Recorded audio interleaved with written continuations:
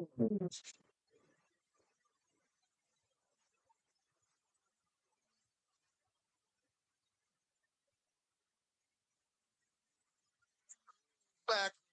with an harvest circles in bloom. We gather around the fire when the daylight fades, sharing stories, blues, and LA's. When the hard times come, the water may rise, but we never run. Shoulder to shoulder, we hold the line with a fire in our hearts and steel in our pride. United we stand. Praise show us hands.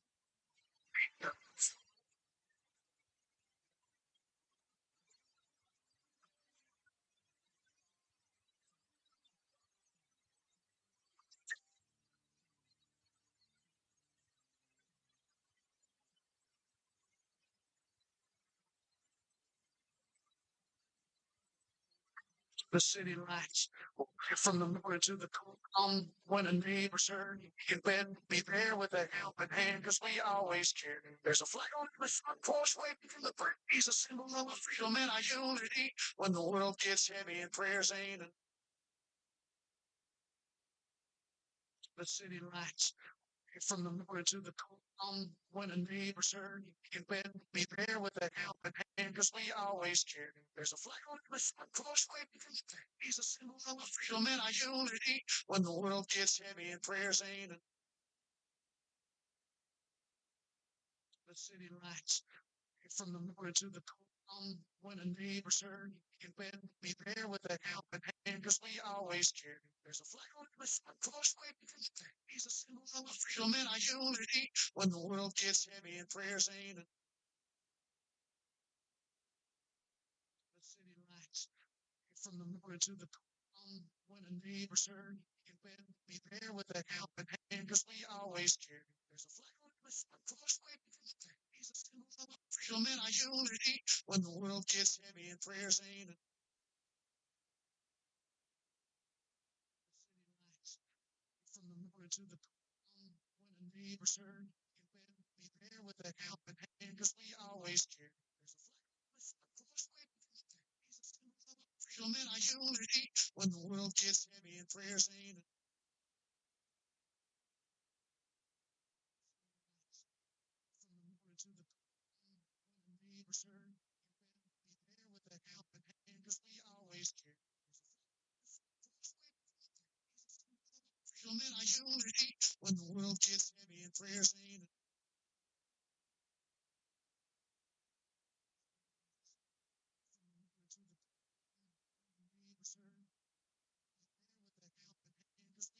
because we always care.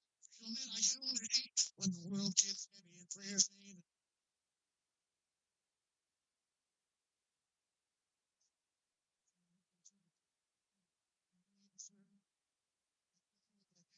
because we always care. Freedom and our unity. When the world gets heavy and prayers ain't enough,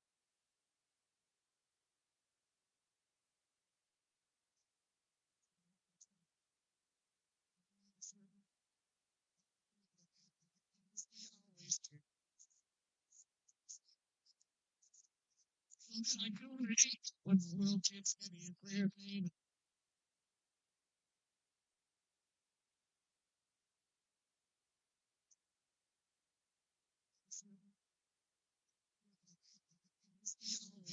always care. Freedom and our unity. When the world gets heavy and prayers ain't enough,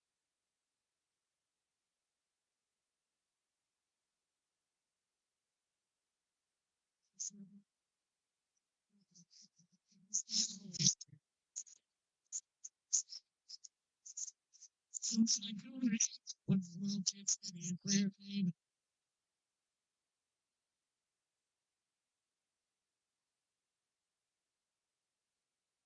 because we always care. Things like yours, when the world gets heavy and prayers ain't enough,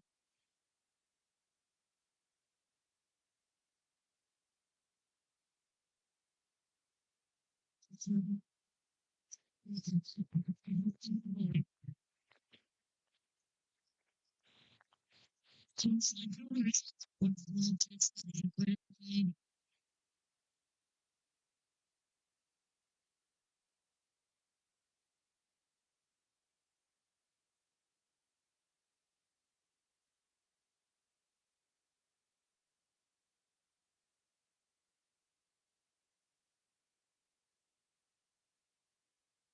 On the Charles about the one of the weeks to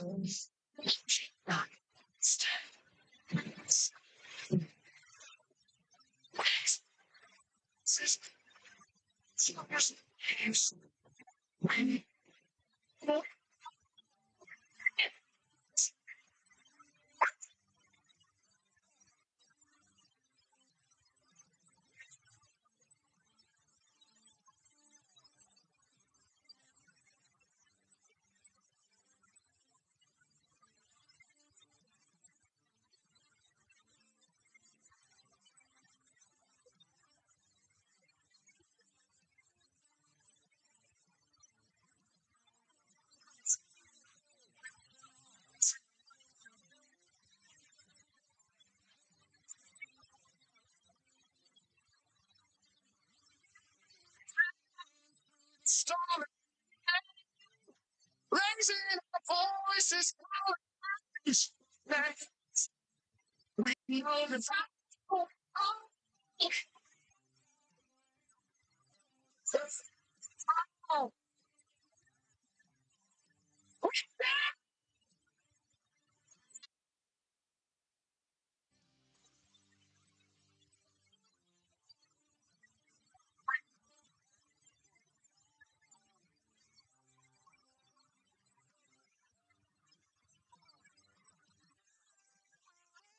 we stand.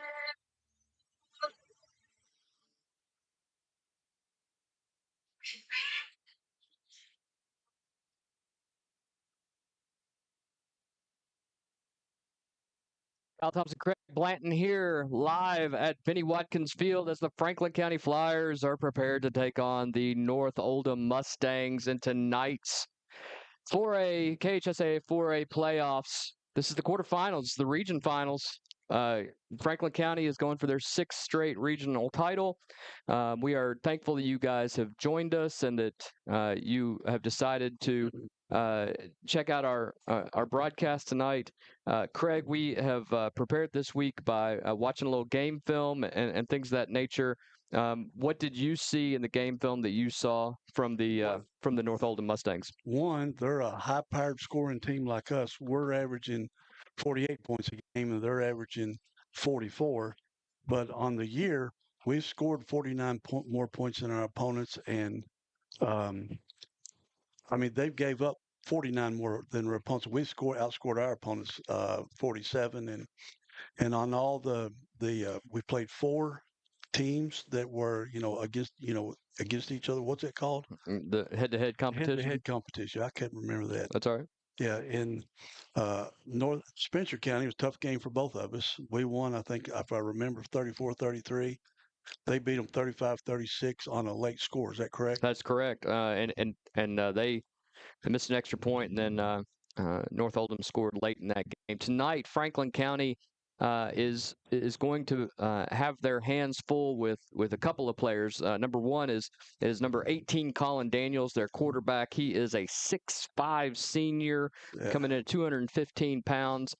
He a little bit of a sidearm thrower. He throw it a mile. He can throw it all over the place. And North Oldham is a passing team. Now, don't be surprised by that because North Oldham actually ran the ball a lot last week, and I anticipate that they will run the ball this week. But Colin Daniels is the heart and engine of this program. Yeah, they're 5'6" running back. Yeah, 5'6", 145. Scored 3 of their 4 touchdowns last week on the ground. But they're a passing team. They are a passing team, and they have an all-state wide receiver and free safety. His name is Lucas Tompkins. He is number 3 for the Mustangs, and he is a stud. He's 6'1", 185. He is a senior. He is the player of the year in the region. He is he's a really tough kid. He has 20 receiving touchdowns this year, and he has 8 interceptions. So he's right, of course, plays safety. Yeah, he plays safety, and free safety. Yeah, and that's the that everything runs through him. So whether they're going to run or not, he's going to be the guy that they're going to run things through. And he's roaming the defense, looking at the quarterback. And we've talked about Barrett Knox. Knox Barrett. Barrett kind of zeroing in. Yeah. On the receivers a little bit too early. He's going to have to check down. He's going to have to check down to his receivers tonight. Knox Barrett comes into the game. He is passing 197 for 273 on the year, 71% clip. He has just 35 touchdowns. This is a sophomore, ladies and gentlemen. 35 touchdowns against just 4 interceptions. He's 6'1". He's 6'1". He's passing for 232 yards a game, and we're going to be joined right now by Mark Toothaker, the one and only. There's your headset right there, Mark. I'll get you turned up. Well, Mark, while he's getting set up, their losses were to 5A Atherton 42-13 and 6A Oldham County 34-28. A crosstown rival. And while that makes a opportunity to see how good they are, they did not play the level of competition we did this year. How many 6As we played? Five. We played 4 6As and 1 5A. Yeah. Excuse me, 3 6As and 1 5A. And Franklin County is preparing for this game, and we will pause as we prepare for the national anthem.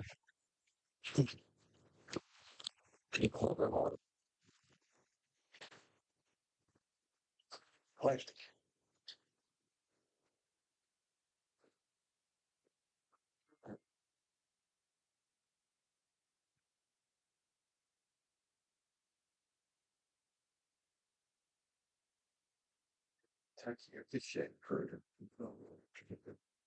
I talked to one of them.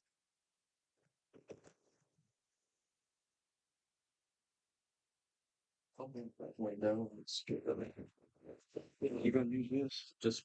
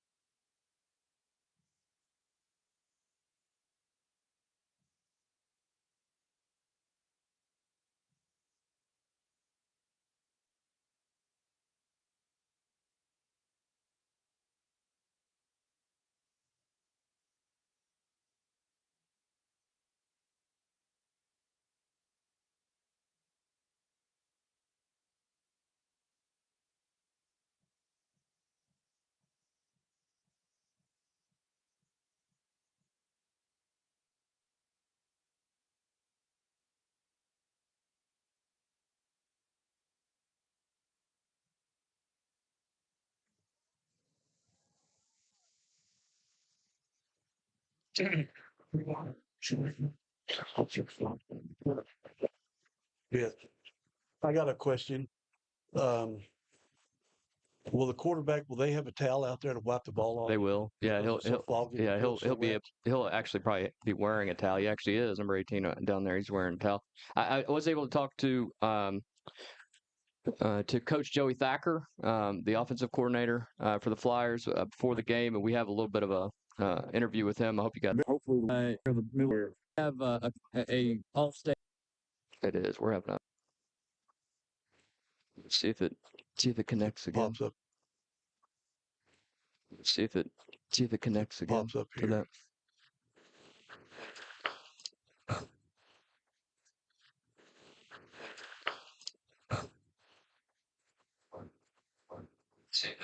Yep. All right. So I hope you guys could hear that. We listened to Joey Thacker before the game. He talked about having to secure the football. Mark, I know that's one of the things that they probably talked about in there. And something that Franklin County's done really well all year long and did not do a good job of it last week. And it was a little frustrating. Last week, it just, to see this team with as much explosiveness and talent as they have to be down at halftime was hard to watch. I mean, it was frustrating. You turn the ball over 4 times. And, I think that Valley did a great job of getting in the heads of Delano and some of our other players, you could tell they were frustrated out there on the field. And I was really glad when the second half started for Tabs to take the kickback, I tell you because what, that changed the whole momentum, yeah. and it wasn't Delano having to be the one to make the big play. Yeah. And I felt like after that, guys, he really kind of fell into line. Did you notice how they changed their offense from the first half to in the third quarter? They went from passing to running. No, they didn't throw no bombs or nothing. it's almost like they outsmarted We themselves couldn't last week. figure out why they changed their offense after the success they had in the first half. I definitely saw they changed things up, but I didn't realize to that extent. Yeah, they ran like 15 plays in a row with no passes. Golly. So we didn't know if they outcoached themselves or we didn't have a clue what it was. Maybe it was that one run back. Franklin County is wearing the navy blue with the white pants tonight. North Oldham is in the all white. The Mustangs come in with a record of 10-2. They are a good football team. There's no other way to put this. We're in that part of the year where everybody you're going to play is really good. Franklin County will be receiving. They are going right to left. And at this point, you need a good drive to get things going. Even if you don't score, you got to get some first downs. Mark. Absolutely. We got to turn the field over here, and hopefully we go get a 6 here in just a second. So I'm anxious to watch this first drive. Well, the fog is rolling in. It is rolling in. We're almost to that. The Bears and Eagles back in the playoffs years ago went right out of bounds. That's going to be a penalty, and Franklin County's going to get the ball at the 35-yard line to start this game. This fog just started rolling in. I mean, we're getting thick. Yeah. Franklin County is obviously led by their stud quarterback, Knox Barrett. Knox is, as we said earlier in the broadcast, he's coming in at a clip. Well, they're going to re-kick it, Kyle. It looks like. Why are they doing that? Well, they're going to make them. They're going to back them up. Yes, it'd be a 5-yard penalty. Okay. Yeah, I think they feel pretty good about the fact they're going to have good field position, and they feel like Corian and Delano. Yeah, because he didn't kick it very far. He did not. He kicked it out about the 20-yard line. So if he does that again, and these guys catch it on the run, you're looking at a good run back. So a little bit of strategery here by Coach Pirate Redbeard as the Flyers are getting ready to receive this kickoff. Once again. Yeah, he's only taking like 3 steps. 57 degrees here at Benny Watkins Field, and now he's going to pop it up, and he's going to kick it out again. Yep. Clearly, they do not want to kick it deep to the Flyers. That'll be another 5-yard penalty. They could. I think they're. Yeah, well, I think it'll just be our ball, but maybe not. Maybe they're going to kick it again. He'll be kicking back out of his own end zone here if he keeps this up. That's exactly what they're going to do. They're going to back him up again. Now, at this point, Mark, now it's a mind game. Now you're playing chess here with these guys. They started off kicking it at the 40-yard line, and now they're going to kick it at the 30-yard line. Very short field for some explosive kick returners in Corian Tabs and Delano Collins. Delano Collins with a couple of kick returns this year already, and he is looking to bring another one back here. Corian Tabs with perhaps the biggest kick return of the season last week to start the second half. So we will see what they do here, and they are going to kick a line drive, and that's going to pop up. And it's LD. He's going to hand it back to Delano, and he's going to take it up to the 48-yard line. It is a good place to start for the Flyers, almost in Mustang territory to start, and we will finally get started with the offense for Franklin County. 11:53 here in the first quarter. As soon as he lateraled back to him, man, them rockets kicked in. Yeah, well, Delano is the fastest kid in Frankfort. He's the fastest kid in the state. He won the 60-yard indoor, and he is going to be pushing for that 100-yard dash record and the 200-yard dash record this year. In the shotgun is Knox Barrett, and he is going to hand it off there to Jack Oldham. And Jack's going to take it all the way to the 34-yard line for the Flyers on the first run from scrimmage. That is going to be an 18-yard run for Jack Oldham. Is that what you're looking for, Mark? Yeah, well, Coach Moore told me this morning at Planet Fitness, where I get my inside scoop when we're working out of a morning, that He said, we're going to run the ball right down their throats tonight. And I hope that's true. We just got to hang on to the ball. Got to hang on to the ball, and hopefully you can wear these guys out by the third quarter. They got their hands on their hips. They already have their hands on their hips, so things are looking good. Knox Barrett in the shotgun. He's looking to pass, looking. He had Cohen for a minute. He's just going to run it. Yeah. You like to see that from the Flyer quarterback at this point, and he is going to gain about 5 yards on that first down run. They're going to mark it down at the 29-yard line. It's going to be 2nd and 5 for the Flyers. That was good. He didn't just throw it. It was good. He had Cohen Taylor open. He would have had to have led him, and there was a linebacker in the area. So you like to see that. You like to see your quarterback tuck it and run sometimes. He is in the shotgun again. Looks like he's got Jaden Samuels in front of him. He's got Jack Oldham behind him. And Jack Oldham's going to take it. He's going to run it up the middle. He's going to get a first down. That's going to be a gain of 8 yards. First down, County. It's going to be another first down for Franklin County. They're going to start off there, just exactly what they wanted to do. Franklin County started off last week doing this exact same thing and had a couple of unfortunate turnovers. Had to play from behind most of the game, and that's not what you want to do. Knox Barrett's going to be in the shotgun. Jack Oldham, this is his drive, obviously.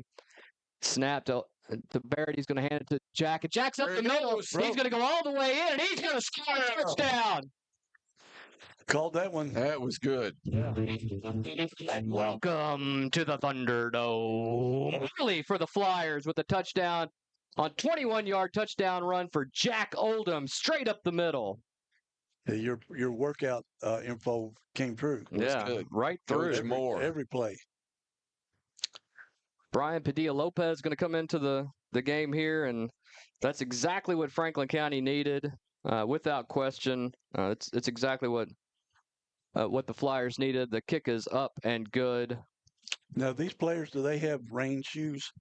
I don't know about that. I think they got one pair of shoes and they got to make them work. Got to make them work the whole time. Yeah, they don't have any special shoe there. They've got to just go out here and make it work. Well, there is a difference between, when you're playing on turf and you're playing on grass, and this turf drains different than grass. It's not you're not dealing with puddles like you would have had here, just 6 years ago.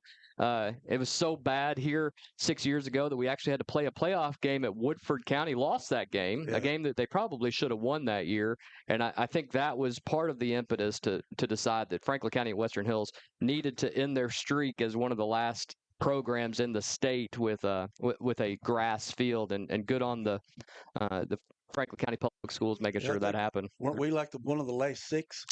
There were 3 of them were in the city of Frankfort. Right. Yeah, they all came at once. We went to that game, and it was embarrassing having to go play on another team's field. When you're in the middle of the playoffs, and so thank goodness for our administration and everyone that pulled together to make this happen on both sides of town. The taxpayers of Franklin County, thank you.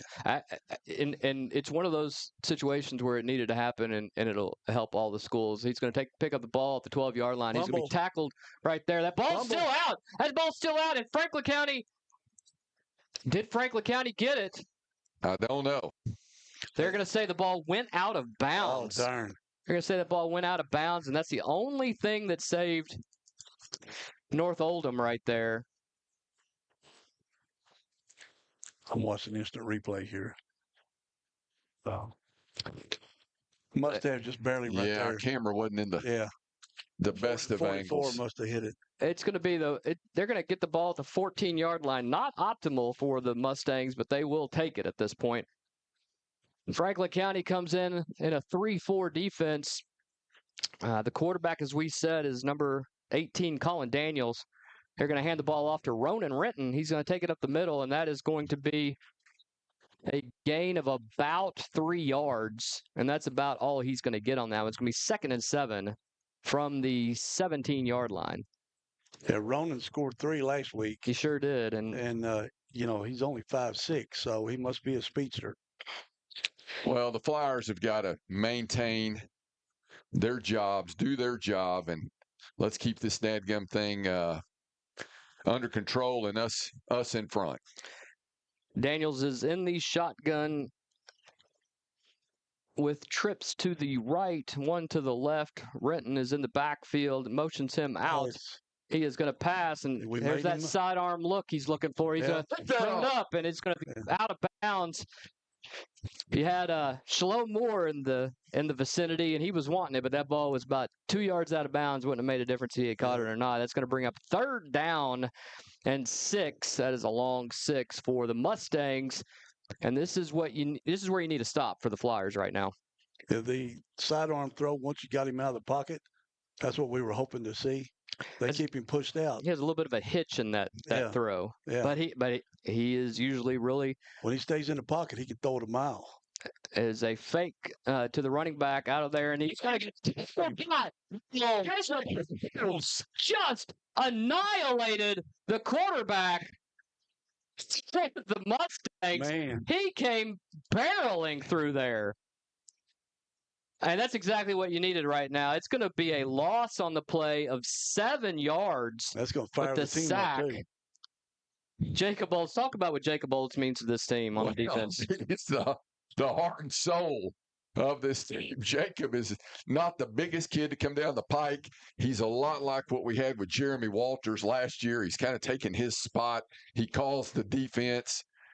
He's just the lifeblood of the Flyers. And so what a great play. 4th and 14, they are going to punt from their end zone. That's a high kick. That is a great kick. Delano's going to take it. Delano actually fumbles the ball. I got it. And they got it. That's the one thing Franklin County couldn't do. Down. He just turned it over. Well, that's not what we were looking for, but that is the spark of hope that these guys needed to give them a chance with good field position to have the ball and a chance to go make something happen. 7-0, 8:48 remaining in the first quarter. Franklin County turns it over. That is their first turnover. And North Oldham is going to – they have a hold on Franklin County as well, which they are going to decline. And they will be starting this drive off at their own 39-yard line. Excuse me. Was that their quarterback that punted? 43-yard line. I didn't get the number. Yes, I think that was their quarterback that punted. That was a heck of a punt. The height really, I'm telling you folks, you got to catch the ball, but there is a fog that has settled in over here just above the ground, and it's making it difficult. It's going to be a handoff to Renton. He's going to take it up the middle, and he's not going to get anything. He's actually going to lose a little bit right there. You see Lane Brock coming through there, the freshman with the tackle, and you had Jacob Olds cleaning it up at the end there. Those guys are the ones who are calling the defense, and they've played good so far. Franklin County is holding them here on the defense, but boy, oh boy, you hate to give that ball right back to them when you had them pinned back. North Oldham at the 43-yard line. Daniels has the ball, or Daniels is in the shotgun. Man in motion, trips to the left now. It's going to be another. He's going to pull the ball. He's going to run it. He's going to take it down to the 49-yard line. It's going to be a gain of 6 yards. Hit him right there at the 49. It's going to be 3rd and 3, long 3, call it 4 yards. 3rd and 4 there from the 49-yard line. Franklin County needs to get a stop here. If they get any yards at all and don't get the first down, Mark, you think they're probably going to go for it here? Oh, I think they will. Yeah. You know, it's do or die here. You know, you can think about what ifs the rest of the year. Yeah, and you don't want to have regret for not. So I assume that's exactly what they do. Franklin County in the 3-4 defense again. Daniels in the shotgun, Renton to his right. He is looking over the middle, a little sidearm. He's got the first down. Yeah. And he's Get him on the ground, guys. Yeah, and that's good. It's going to be a first down right there. And Franklin County's got to do better at just tackling, just absolutely tackling. It took Nick Reynolds there on the back end. They had him for a gain of about 10, and he made it a gain. They about ripped his arm out his shoulder. About 21 in that one. Did that sidearm wobbly pass right there on the short one. He's got the ball. He's looking to his right. He's just going to run it. It was a run all the way.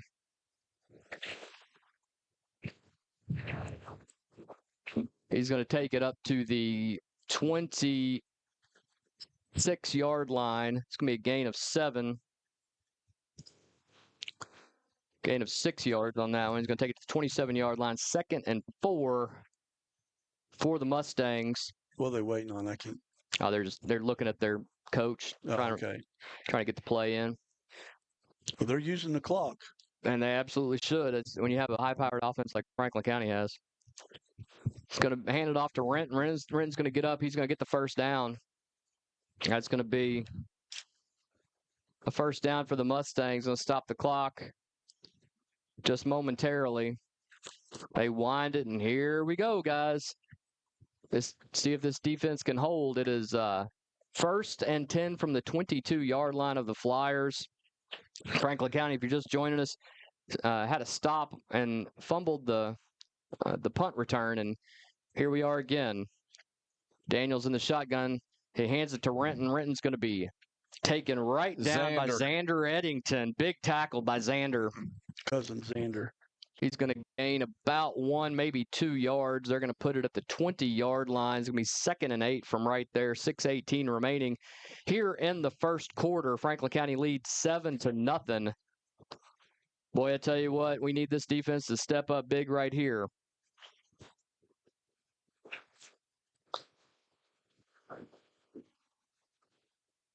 Senior quarterback Colin Daniels in the shotgun.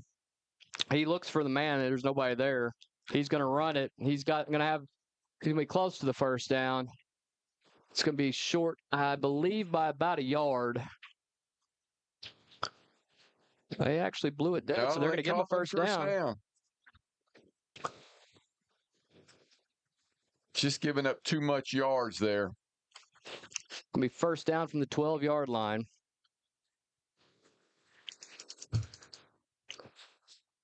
Well, these lights get bright this time of year. Sure. When you get to this point in the playoffs, every team you're playing can send you home. And when you have a turnover like we just did, it really puts you in a bad spot. We got to do a better job tackling there. Got to tackle. That's a gain of 3 yards. You had the man in the backfield, and you let him get 3-yard gain.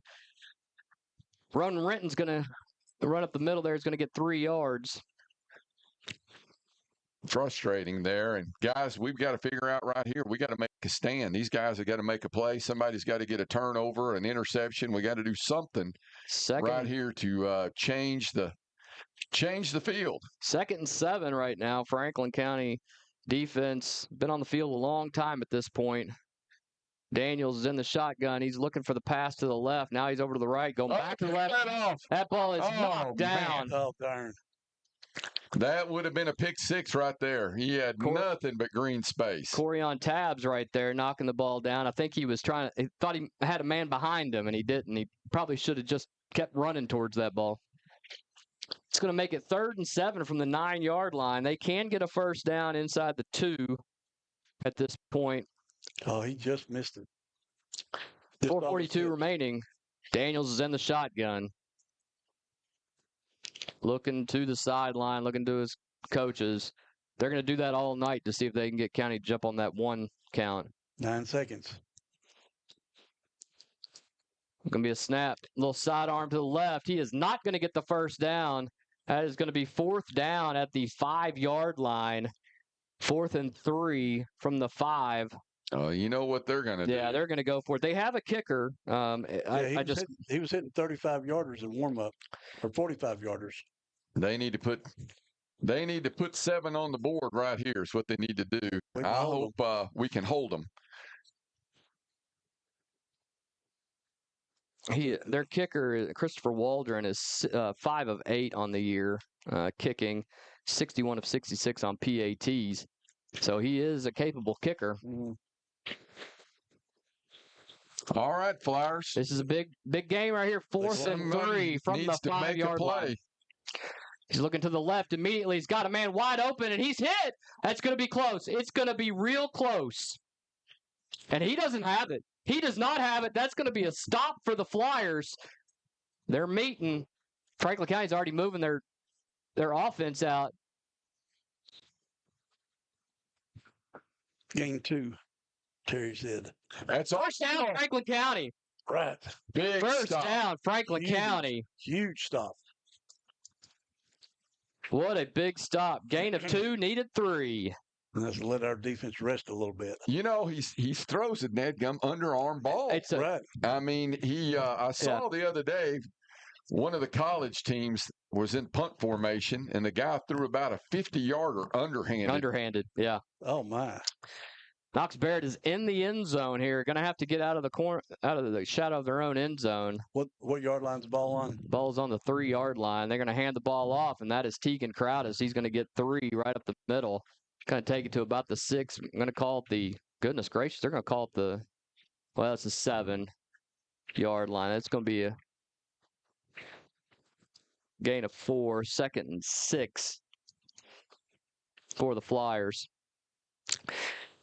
Franklin County comes in with a much improved running game over the last second half of the year, Mark. They add Tegan Crowdis, who is a great backup to Jack Oldham, but Jack's healthy for the first time, and that really helps out. Well, he's just been battling all these nagging injuries all year long, and I know they've tried to be careful with him. They've tried to protect him the best they can, but still use him some. And, you know, he missed the first 2 or 3 games of the year where they held him out. But then, you know, at some point you got to get him in the rotation. And he's done a really good job. But you're right. I mean, he really has not gotten healthy until here in the playoffs. It's going to be 3rd and 1. It is a short one in the shotgun. They hand it off. Jack Oldham's going to have the first down. He's going to take it to the 18-yard line. That's going to be a first down right there for the Flyers. 1st and 10 for Jack Oldham. When Crowders came in last week, he made a heck of a difference. Well, he had not played all year, Craig, Right. and, you know, that was his first coming out party. Right. And so he made himself known. And boy, it helped out in the second half, too, to spell him. We got both Jack Oldham and Tegan Crowdis in the backfield with Knox Barrett there in the shotgun. Jaden Samuels. Oh, we're going to get a pass. That's going to go to Delano. He's looking. He's going to catch it. Oh, it's picked off. Oh, darn. A little bit of razzle-dazzle there for the Flyers, and it comes up just a little bit short. Delano was trying to steal it back from him and didn't have enough on it. That's going to give them a first down at the 49-yard line of the Mustangs. You know, that's one of those plays. That's would have been a backbreaker. A 75-25 play their way because the ball wasn't thrown far enough. But that's one of those plays that we got to break that up. And if you're not going to get to the ball, you've got to strip that ball and get it on the ground. You can't let them pick the ball off on you and have the ball at midfield. But 2:09 remaining. Daniels is in the shotgun for the Mustangs. This is their 3rd chance, and he's throwing it very deep, not even close. Yeah. And I don't know if the folks at home can see this, but he throws a hitch sidearm pass that he can throw it a mile, but it is a strange look. I don't know if there's a reason that he's done that, whether there's an injury or something. A lot of times you see kids who had an injury, they kind of compensate for it.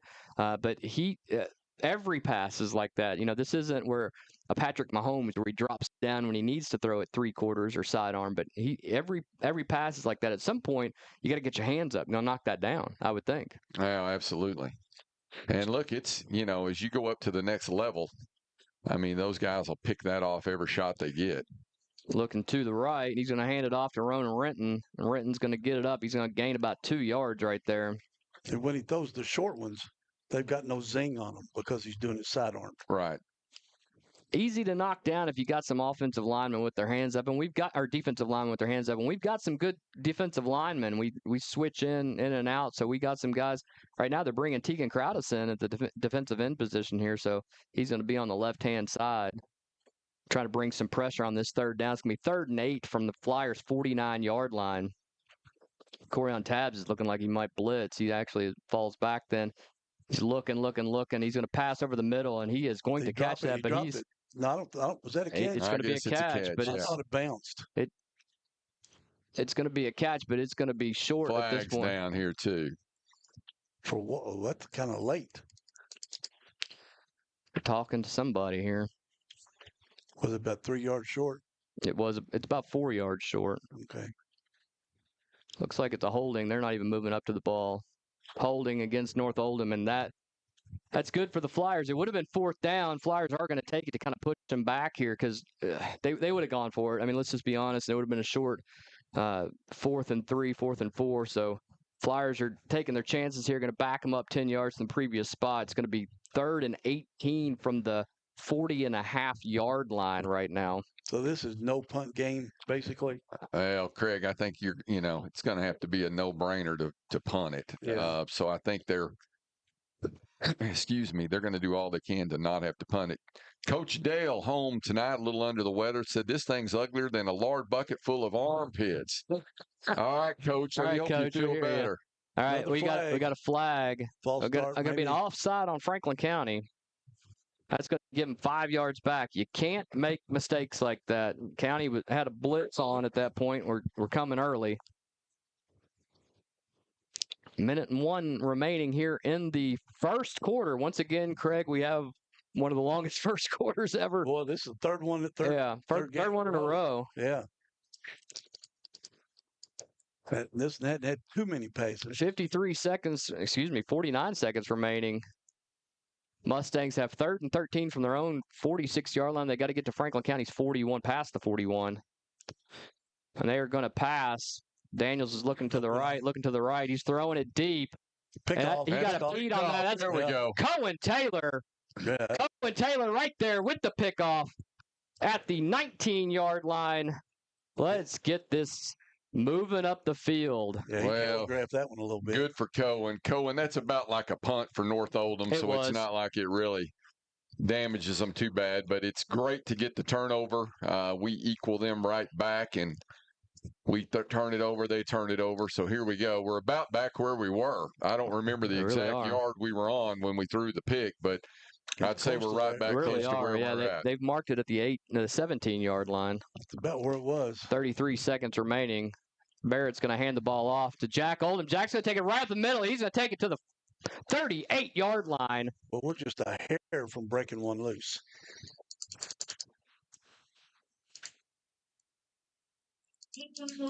Gain of 21 yards. Terry Johnson says that it is gospel. That's exactly what happened. And first down from the 39-yard line. Knox Barrett in the shotgun. He's got Jack Oldham to his right. Going to pass over to Delano. Here we go. Delano's up the sideline. He's looking to make a play. He's going to take it to the 31-yard line.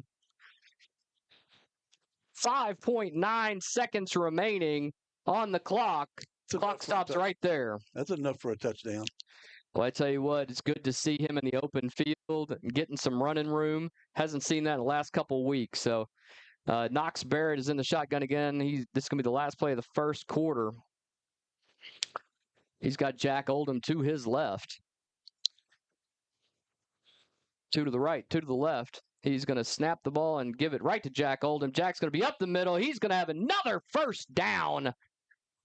And that'll be it for the first quarter. Franklin County is going to close out this quarter with a 7-0 lead and driving deep into the Mustangs territory.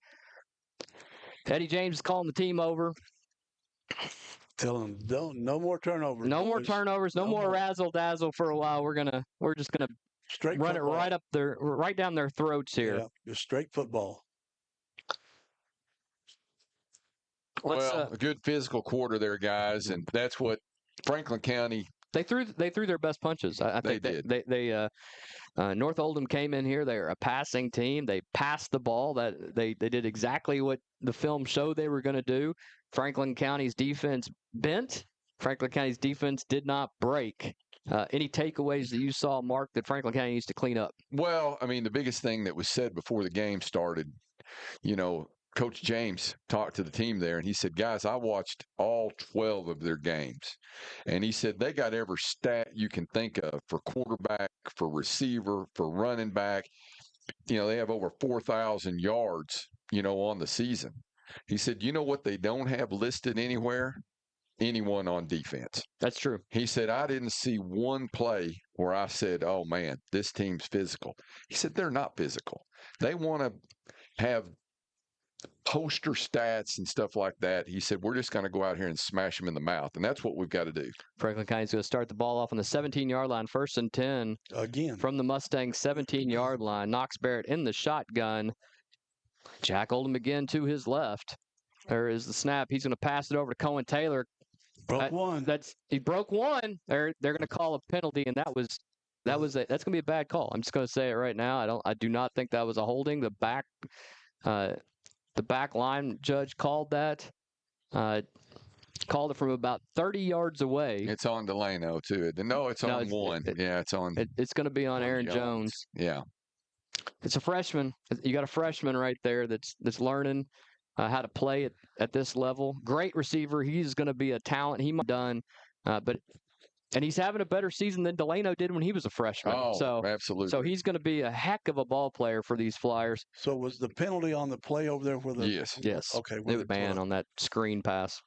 Craig, you love those screen passes, and they had one for you there. They're my favorites. Craig, you love those screen passes, and they had one for you there. They're my favorite play. It's gonna back them up there to the 22-yard line. As long as you got speed. Back them up there to the 22-yard line. As long as you got speed. 23-yard line. 1st and 16 from the 23. You don't want to get off schedule here, so you got to get some of these yards back if you don't score. Knox Barrett in the shotgun. He's quick pass over to LD. And LD's going to stay up. LD's going to keep going. He's going to take it to the 2-yard line. Right. Ball is loose. Ball is loose. Not again. They're saying he's down. They're saying he's coming down. in from the side, saying he's down. So thank goodness. That is big. Did they recover it? They did recover it, but they're going to say Franklin County was down on that. He hit the ground. I think that ball popped out, which I saw this coach throw his arms up in there, so he must have knew it. 1st and goal, Franklin County from the 3-yard line. It's going to be a snap to Tegan Stratus. He's going to take it in, and they're going to call that a touchdown. All right. And welcome to the Thunderdome. Franklin County takes a 13-0 lead here with 11:33 remaining in the second quarter. That was big. Well, are they trying to strip the ball, which is They are not. I haven't seen that, Craig. Tackling? I mean, yeah, I haven't seen any of that yet. We're just fumbling. Okay. I didn't know if like college they were they were just going for the ball because they were behind. Brian Lopez Padilla in for the extra point on the season. He is 62 of 67 on his extra points. 1 for 1 tonight. That ball is up. Oh boy, it's good. Squeaked it in there, Mark. He did. This time of year, you got to make your extra points. North Oldham won last week. Spencer County did not make an extra point, and that meant North Oldham could kind of run the game out, and then they scored a late touchdown. Yeah, and you got to have a kicker. It would have been tied. It would have been tied. It would have been tied late in that game. Yeah, and it takes all the pressure off your defense at that point, and lets your offense just kind of run it down their throat. 14-0 here, 11:33 remaining in the second quarter. Franklin County is leading. Boy, I tell you what, odd weather tonight. At kickoff, we had fog. We now have a light drizzle going on here. If I was a betting man, I would bet they're not kicking this deep, and this is either going to be an onside or it's going to be a squib right down the middle. Mark? Yeah, we've not kicked the ball off too much all season long, and Ronan Renton is in the back, is deep. Franklin County is going to set the ball at the 40-yard line. Brian Lopez is prepared to kick off now. County in their huddle set, or bunch set. Now they come out. And they are ready to go here in the second quarter. He does kick it somewhat deep. That's going to, right on the sideline. It's going to go out of bounds. That is unfortunate. It's one thing you can't. That's the one thing you can't do. No, don't kick the ball out of bounds. For those of you just joining us, thank you for joining us. It is Friday night here, live at Benny Watkins Field. If you haven't already, make sure you subscribe and like to Apex Media so you can follow all the Franklin County football and sports action. Franklin County already has 2 turnovers on the night, and they're leading 14-0. So that means North Oldham. That ball went out of bounds. Means North Oldham's going to start their drive here at the 35-yard line. That's what you don't want to do. You want to back them up there, if anything. Colin Daniels is in the shotgun again. And he's going to hand it to Renton. He's going to be stopped man. behind It's buried in behind the the backfield. line. Big loss. Buried. Crowder. Great. That was, And and Lane Brock Lane in there as well. Lane Brock again. They're gonna mark him at the 31-yard line. And, How is that? well, they're gonna give him forward progress, which is fine. But We didn't get got those left-footed spots. Yeah. It is 11:01. Those left-footed spots. Yeah. It is 11:01 remaining. 11 minutes remaining here in the second quarter. It's going to be 2nd and 14. 11 minutes remaining here in the second quarter. It's going to be 2nd and 14 from the 31-yard line. And Daniels is moving to his left. Oh, he's under pressure. Big time. And he's going to be – he gets loose. Guys, he gets you got to tackle him. That's going to take it to the 43-yard line. It's going to be 3rd and 2. They had him behind the line or at the line, and unfortunately, I tell you what, with the weather that we're having, those jerseys are a little slicker. You know, they are. It's a little harder to arm tackle somebody. You got to 2 hands on a guy and hang on and hit him. But this is a big 3rd and 2 from the 43-yard line for the Mustangs. Renton to the right. Daniels. He pulls it. Right, he's running. That's going to be a first down. I tell you though, it's going to be a first down for the Mustangs. But if Franklin County had their druthers, they'll let him run the ball like that. He's going to take it to the 46-yard line of the Flyers. Going to be 1st and 10 right there. He doesn't have game-breaking speed. He does not. He's a big, tall, lanky kid, and he is he's good at figuring out how to get a first down, but he does not have that breakaway. He's got the snap. Renton's going to take the ball. He's going to be tackled right there. He's going to gain about maybe a yard and a half. It's going to be 2nd and 8 from the 44-yard line of the Flyers. Got to tackle. Franklin County has got to tackle in positions like this. You know what they're going to do. Your secondary is going to hold these guys. They're running with them step for step. You have a all-state caliber free safety and all-state caliber defensive backs. Let them handle that, and linebackers and defensive line just tackle these guys. 9-10, 2nd and 8 from the 44. It's going to be a pitch. Running around this way. He is running around this way. That's going to be that Lucas Tompkins we talked about, all-state wide receiver for them. He has 20 touchdown receptions on the year. Haven't called his name yet tonight, so it's going to make it 3rd and 5 from the 41-yard line. Yeah, they've been using Renton a lot. They have. Well, they've looked for Tompkins. I think the problem is that Franklin County has a good defensive back core. Guys, I got an update here. Ooh, boy, that's a big one.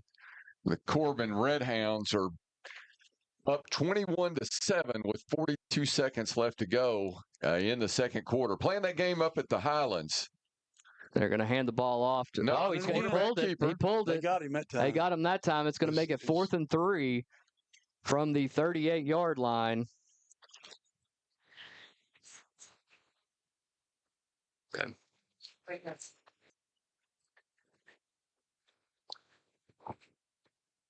We might have to get us a Starling, Kyle. Well, I don't necessarily think it's the short kick again. It is going to be a short kick. It's Javari Jones that has the ball. He's going to take it up to the 44-yard line. Great field position. That is a great field position start for the Flyers. With 5:59 in the third quarter, Franklin County will take over at their own 43-yard line, we'll call it. Yeah, that's what Terry called it too, so that must be official. Once again, if Terry Johnson calls it, that's what it is. Been doing this a long time. 53 years he's been at Franklin County High School, so think about that. Knox Barrett in the shotgun, gets the ball, he passes over to Aaron Jones. Aaron Jones gets loose. Aaron Jones is going to take it down. Oh, he's on his feet. There he goes. Oh, it just beat one Aaron guy. Jones going to take it to the 28-yard line. What a run. What a run. Quite a makeup for the hold that he got earlier in the game. Who was That was a good screaming play. behind us? I don't know. We had Lindsay? Was that you, Lindsay? Oh, that was. I'm used to that I just drowned it out. I didn't even notice it. So Knox Barrett in the shotgun. Hands the ball off to Delano Collins. Delano looking for room. Delano's going to go out of bounds right there at the 19-yard line. Going to be 2nd and 1 from the 19-yard line. 5 minutes, 32 seconds remaining. Franklin County leading 14-7. They're actually going to call it a first down. All Good right. on them. Good. We're good with that. Heck yeah. We're going to be joined at halftime by our principal, Good. I want to talk to former him. head coach, Coach Tracy. We've got some good things to talk about with Yeah. Franklin County High School and what they've A lot done. of good news this week.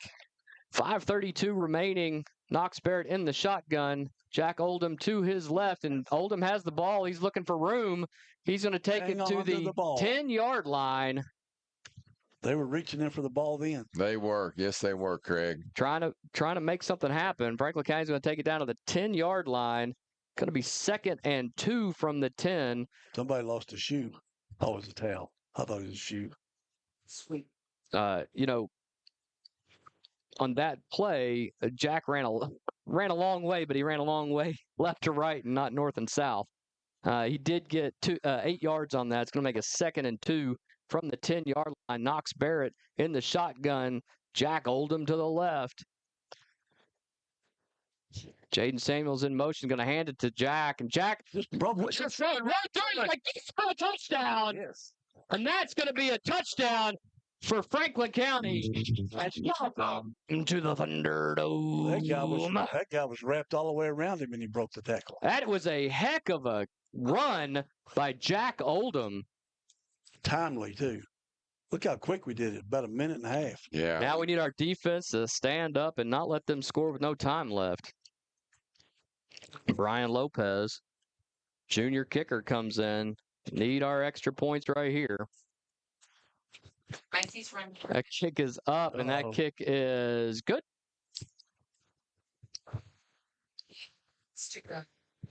We now have my niece, Macy Melton, who is going to run our cameras. This is like a Make-A-Wish thing going on right here. Not quite sure. This went off the rails real quick. Boy, I'm telling you. Franklin County is leading 21-7, 4:42 remaining in the second quarter. It's exactly what Franklin County needed to do. You almost wish they had run some clock off a little bit more, but they were quick, and we're a quick strike offense. You all can't see Lindsay Melton dancing behind me, but she is dancing. Lopez is lined up for the kick. Lindsay, why don't you help out here as we get going? Yeah, this is kind of important stuff. Let your mama help, or you don't get any Christmas presents. Woo, that's strong, Kyle.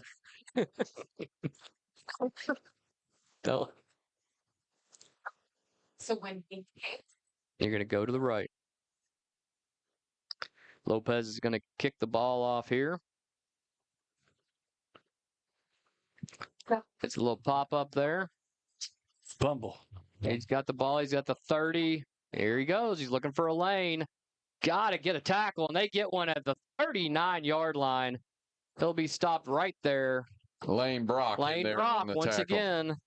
There's that kid. He's playing a good game so far. 4:34. He's everywhere tonight. They're going to start off just short of the 39-yard line. It'll be 1st and 10 for the Mustangs right there. Flyers got to get another stop here. 21-7.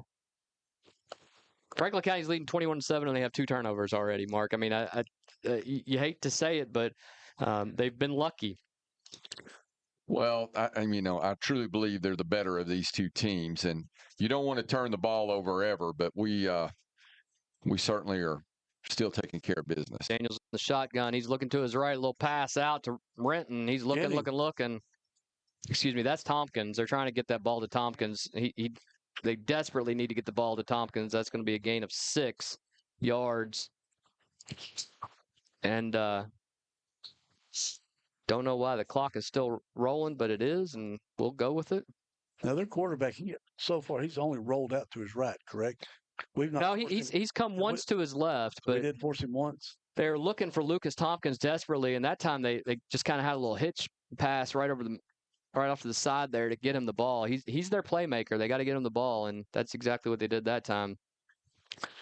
In the shotgun, Tompkins in motion. They're going to hand the ball off to Renton. He's going to be stopped just short of the first down. It's going to be 3rd and 1 from right there at the 48-yard line, 48 and a half. They got to get almost to the 50 to get first down here. It's going to be 3rd and 1.5 is what we're going to call it from the 48-yard line. 3:26, clock rolling. Got to look for him to pull the ball and just run on this one right here. And they're trying to get Franklin County to jump. Good job not doing so. It's been a little bit of an Achilles heel for us over the last couple of years. They did a good job there. Daniels is now going to get right up under center. He's going to move it. He's going to get the first down. He's going to take it down to the Franklin County 48-yard line. Kyle, that was way too easy. That was way too when easy. he come up under center, you knew what he was getting ready to do. It wasn't no tush push or anything like that. He was just going to take the ball straight up the field, get the first down, and he did that easily. He picked up about 4 yards, 4.5 yards on the play. Well, you don't want to be 3rd and short anyway. You need these teams in long distance so that they have to throw the ball. Let your defensive backs handle it at that point. 2:40 and the clock is rolling here in the second quarter. Franklin County leading 21-7. Daniels in the shotgun. He hands it off to Renton. Renton's going to be taken down. Not very much right there. He's going to gain 1. It'll be 2nd and 9 from the Flyers' 46-yard line. Flyers are doing everything they can on defense to force them to run the ball. They're not doing much in the passing offense. This is a passing-heavy team. So last week they went to the run. I think they felt like their running game needed to be respected. I think I even saw that on the WLKY interview this week. So we will see if that keeps up. Daniels in the shotgun. Renton to his right. That's exactly what they do. And he's going to be met right there, and he gets away. Just can't wrap him up. God. That's going to be a first. Him up. He just ran right through our cornerback right there. It's going to take it down to the 36-yard line of the Flyers, where it'll be first down right there. Kalen Emmons said they are still North Oldham. They are still North Oldham. They need to pass the ball, and you need to prepare for the pass, no matter what they're doing to soften you up with that run. Renton has come out of the game. Number 28, Brody Dressel in the game at running back for the Mustangs. 1:29, clock rolling. Daniels hands the ball off. That's going to be Dressel up the middle, and just got a tackle. Yeah, he almost broke that one. Just got a tackle. It's going to take it down to they're going to mark him at the 30-yard line. That's a gain of 6 yards. The clock's rolling, though. You don't Minute think it's left. wet uniforms? Got a tackle, Craig. Are they hitting? Are they arm tackling only? Yeah, we're not wrapping anybody up. Yeah. Don't care if it's slick as snot. You still got to tackle. Daniels in the shotgun.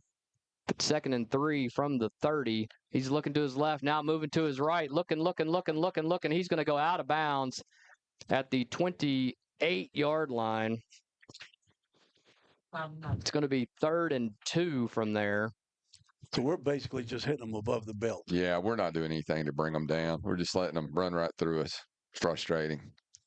They're going to call it 3rd and 2 from the 28. Once again, they're in that 3rd and short area. And Franklin County needs to be aware. He's going to just walk right up under the center again, is what he's going to wind up doing. And I hope that Franklin County, if he does that, he's going to hand the ball off. Back, hands it off. He's going to push up, and it's going to be right at it, and he's going to have a first down. Did he get it? They're going to give it to him. Yeah, they sure did. 41 seconds remaining. They have wind that clock. We need that clock. Well, They're going to call timeout. Yeah. That's going to be the first for North Oldham. 41.8 seconds remaining. They got to get some points out of this to keep up with Franklin County's pace. And County's got to keep them out of the end zone. Let them attempt a field goal, but you got to keep them out of the end zone because they get the ball in the second half. No, they do, Kyle. They do for sure. You got any score updates on that? I'll try to get us a score if I I can. got a basketball update. Okay. Louisville's up 52-45 8:50 left in the second. See if I can find the UK score. I'm going to give you all some updates from Chad Hensley. Chad, Kentucky 75-33. Greatly appreciate you down there. Pulaski County is up 21-0 on West Jessamine. Corbin, I think last we saw was 21-7. I think it's 28-20. Let's see here. Goodness gracious, that is that's tight. It's 21-7 at halftime. Not it. 21-7 at halftime. And Boyle County's up 14-0 on Cove Cath, last we heard. Chad, thank you for those updates.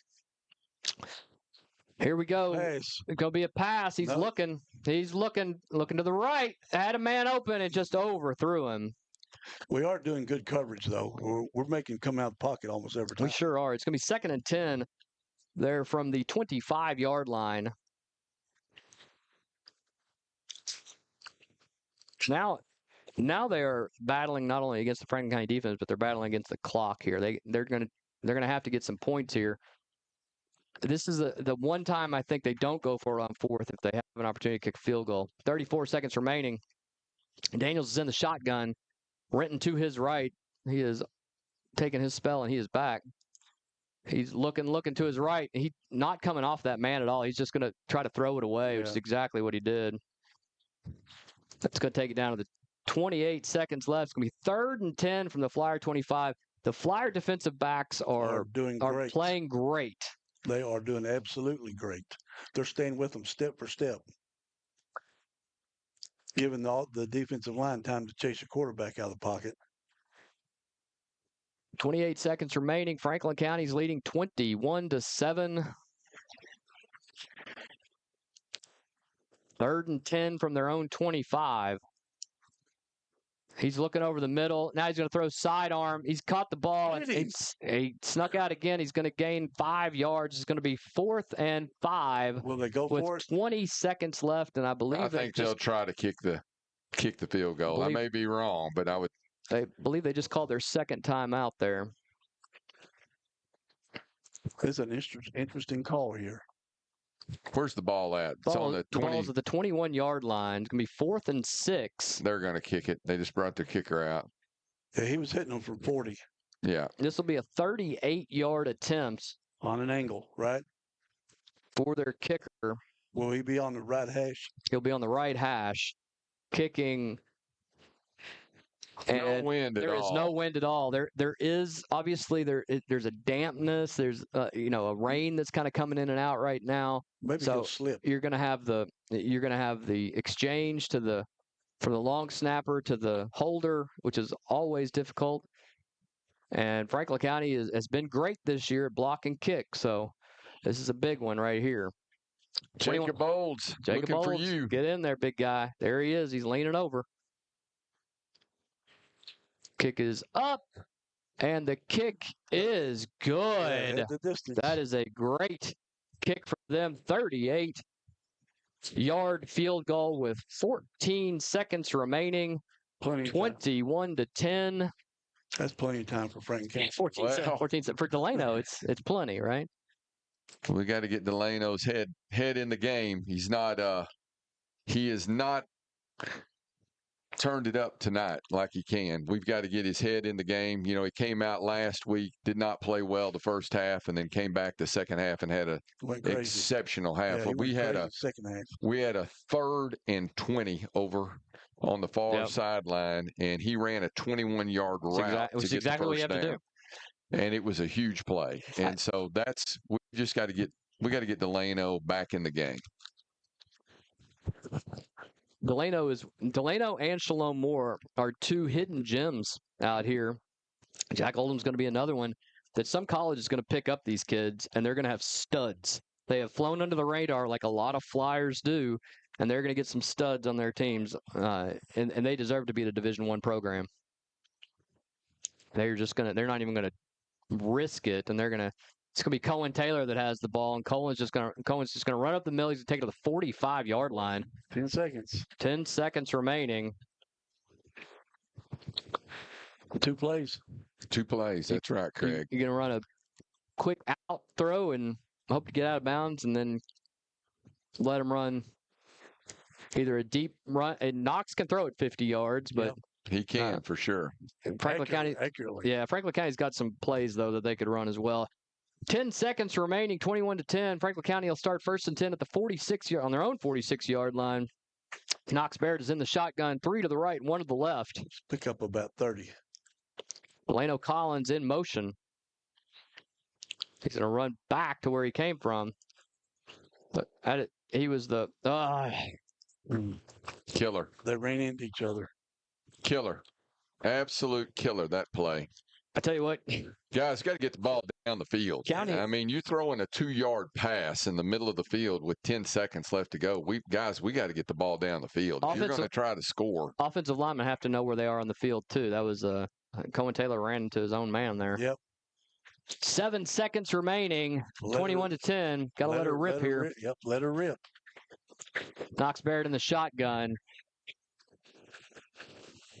Brings LD in motion. He's going to throw it deep. He's got Delano. Oh, it's going to be picked off. Just didn't throw it that far. That's going to be the end of the half. North Oldham's going to get their 3rd turnover of the first half. Franklin County is going to go to the locker room ahead 21-10, but I tell you, momentum is key, and the Mustangs might have it. That interception, that's just a wing and you go for it. I don't really count that one, but if he had thrown a spiral, it might have been a little different. That was a long pass on a wet field. Franklin County has turned the ball over 3 times, and Franklin County has a 21-10 lead. Once again, Franklin County is lucky to be where they are right now, Mark, and they're going to have to clean some stuff up. Oh, Kyle, I tell you what, I love that we have the lead. I feel like we're the best team of these two.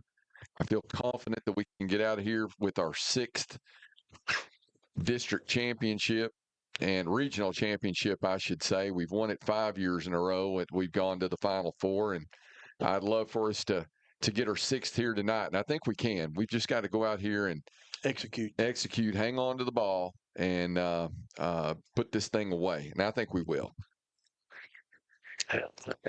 So at the half, Franklin County is leading North Oldham 21-10. The clock has started with about 14 minutes remaining here, and we are going to be joined here shortly by Principal Chris Tracy to discuss the big strides that Franklin County High School has made, and we appreciate him doing this. So far, Franklin County has done essentially what they want to on their scoring drives, and they've had a muffed fumble. They have they've thrown 2 interceptions. That is Knox Barrett, who's only thrown 5 interceptions all year, is before we lose everybody at halftime when they're going to go get them a burger or something. Click on the like button, the thumbs up button on the bottom left of the screen. That will really help us out a lot with YouTube. And if you get an opportunity, click on the subscribe button. We're trying to grow this channel so we can be bigger and better even next year. And every time you subscribe and like it, it's a lot easier to find the game and what is happening. So just a little click on the thumbs up button. Really does a lot. Right now, Franklin County's leading 21-10. Knox Barrett has done a great job. I know that you see 2 interceptions. Actually, I will take that back. One of those interceptions was Tegan Crowdis's throw. That was not his. And, right.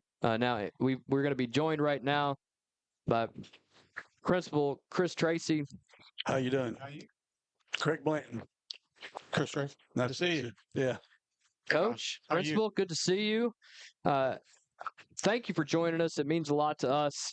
We talk a lot about sports and things of that nature, but you all have had a heck of a week when it comes to academics at Franklin County. And I wanted to bring you on and talk a little bit about what you all have accomplished and what it means for a school like Franklin County to get the kind of test scores that you all have received. Yeah, well, first of all, I'd like to thank you because non-traditional media, we haven't had anybody reach out. I tell people all the time, they want to interview me and things like that when things are bad, not when we're not things are going the right way, right? Yeah, we saw Mark's thing earlier in the week, so really good with the blues and the greens. Yeah, so it's all. Yeah, our thing was this is the only time we're going to celebrate green. That's right. Right. Yeah. And no, we are really excited, and it is a testament to our teachers and our kids. Just the amount of time and effort that they've put into because it's an intrinsic thing. It's a pride thing in our school. And the things what we tell the kids is it's a reflection of what they've been taught throughout their career. So they're tested as sophomores and juniors, and for the juniors, it's miserable. It's an all day thing. They take 3 tests over the course of 3 days, but then you throw in the ACT on top of it. This year will be the SAT. Juniors are tested to death. So they really kind of carry the weight of the thing, and we truly try to reward them and help them out with stuff. And we were 1 point away from being blue. And in real terms, I don't know what and blues top level. Blues top level. Yeah. And I don't know, like, is that 2 kids scoring? Right. Right. It could have been 20 kids having to do a whole lot more. I don't know what in real terms that means, but just our growth. I know we grew 20.5 points from last year. That's huge. That's impressive. Last year was a not a good year for us test score wise. Which is kind of a blip in the radar because we were steadily rising, then we took a big drop. And then obviously this year with that the big uptick this year, and that is what really the change is what gets you a lot of bump and points and things like that. The last 5 years, I know in talking with the superintendent, it's been a steady increase, or even 7 years really. Can you talk about how you all have increased over that time? Yeah, so I've been. I don't know how long you've been. Well, I was going to say years. This is my 6th year. As head principal. And I've been up front. So you're a big part of this. I've been up front since 2016 was my last year. I coached here and then took an assistant principal's job. And it has been a steady increase over time. Now, here's the other thing. Like we talk about tests and things like that. There's been a lot of change, and it's going to change again. What the accountability looks like over the next couple of years. It seems like the legislature is always changing the standards and how they're going to be. It is. The one thing that I always say that I wish that they would do, and I guess it's the coach in me, is just here's the bar. Right. You either make it or you don't. Right. You can either jump over that bar or you're going to be somewhere under it. Because we talked earlier in the week, we don't know how the scores work, and even at a meeting I attended Tuesday, Representative Hancock was there, and she and I discussed the blue and greens and couldn't figure it out. But she says they're working hard on it at the legislature. So I get all these spreadsheets, and I look at them, and finally I looked at them, and I'm not a math person. I married a math teacher, and she's fantastic, and but I turn and I'm like, somebody is getting paid. Right. To put all this together. Exactly. And I can't even fathom. There's just so much stuff. And so I wait for a day like Wednesday when it's all summarized for me. Because that makes sense. Give me a color, give me a number, and I'm good. And we can go with that. The thing that I think that you talked about the juniors, that they're tested to death really, and they did a great job this year. Talk about your teachers and what your teachers do to rally together because it's a whole program. I mean, you all get together, you coordinate, and you're like, hey, we're going to build these kids up. We're going to get them ready. Sure. I can tell you some of the stuff we've already started on to celebrate this year. So last year, a little bit later than this time, 2 of our teachers, Bessie Hunt and Jerry Mays, came to me and they're like, hey, we want to make a big deal out of this. Because a lot of it is student buy-in, right? The kids have to want to do well. Absolutely. So there's no incentive. They don't have to do well. That's right. And I made the comment the year before. It was the first time in my teaching career that we had kids that refused to take the test. Yeah. We ended up sending them to the office because you're talking 2 or 3 kids. Right. It's never been like that. I've never had a kid not want to do the test, or at least they acted like they didn't. Anyway. Different world today. It is. And so that's some of it there. But their idea is like, so we had a pep rally that was just for academics. We recognized the kids from the year before.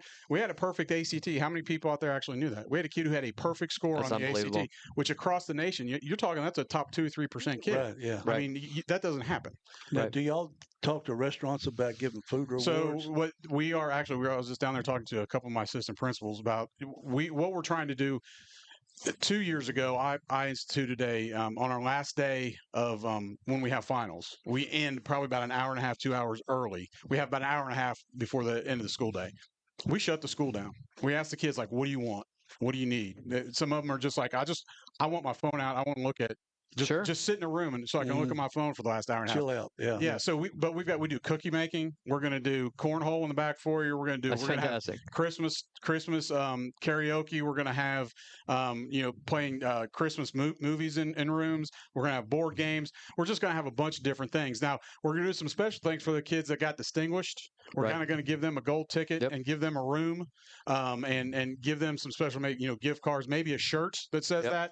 We're still kind of forming. We got a committee. I think y'all are meeting on Monday. I think I heard. I talked to Joey. And we've got a committee that we're putting together, or that's put together, that we've got a whole lot of ideas, and so we're moving in the right direction as far as that goes. But we're just trying to make it better and better every year. So, one of the old things was like, well, a kid needs to do it on his own. Well, like you said, times are different now. Right. Back in the day when I was in school and playing football or whatever, we didn't need T-shirts and sweatpants and all this other stuff. Right. Well, now some of the kids, that's why they're on the team, because they want to wear that stuff to school to say, hey, look, I'm a part of something. Right. We want to do the same thing with academics. I've seen in some states where they're getting rid of the distinguished kid, and they're just like moving them all together. We're not doing that here in Franklin County, are we? No. What do you mean getting rid of them? They're just getting rid of the AP classes. Oh no, heck no. Yeah. So and I'll tell you, actually, I wasn't at school today because I was on a college visit with my daughter at Ohio State, and no. IO, baby. There you go. That's right. So Dan Bevington right now is really excited. I can tell you that right now.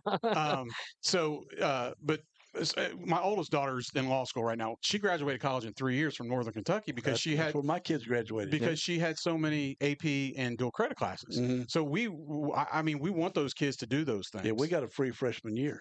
Well, I love that. Our daughter Kate, the same way. She had so many classes that she took, and Franklin County is a great school that allows for academic opportunities. We encourage it because it does so much. I feel like, for the kid once they leave here, it exposes them to what college should be like, a college course. So when they walk into their first college course, it's not a smack in the face, because some of the feedback we've gotten in the past was like, I wasn't ready. Sure. This is way too well.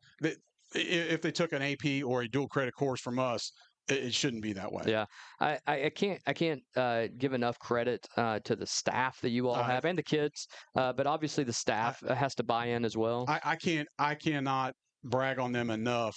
We've got folks like Lana Tester. I mentioned Bessie and Jerry. I mean, my assistant principals, Joey's come on this year and he's taken on a lot. And Megan Sloan and Jennifer Donnelly both graduated from here as well. So I like people who care as much about this place as I do. Absolutely. And there's your number one guy, right? I mean,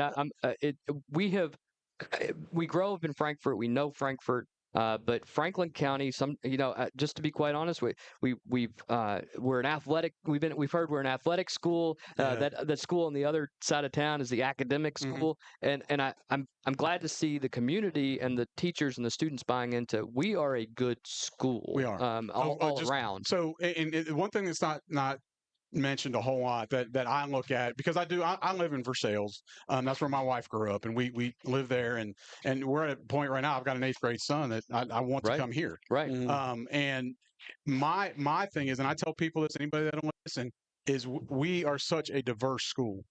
We are absolutely. And I am concerned for my younger 2 children who didn't grow up with me around football. And around me coaching, where I had the opportunity to be around a diverse bunch of people, and that's socioeconomic, that's racial, that's academic, that's you all have a significant number of students who are English as a second language for them. Yes. And people don't see that.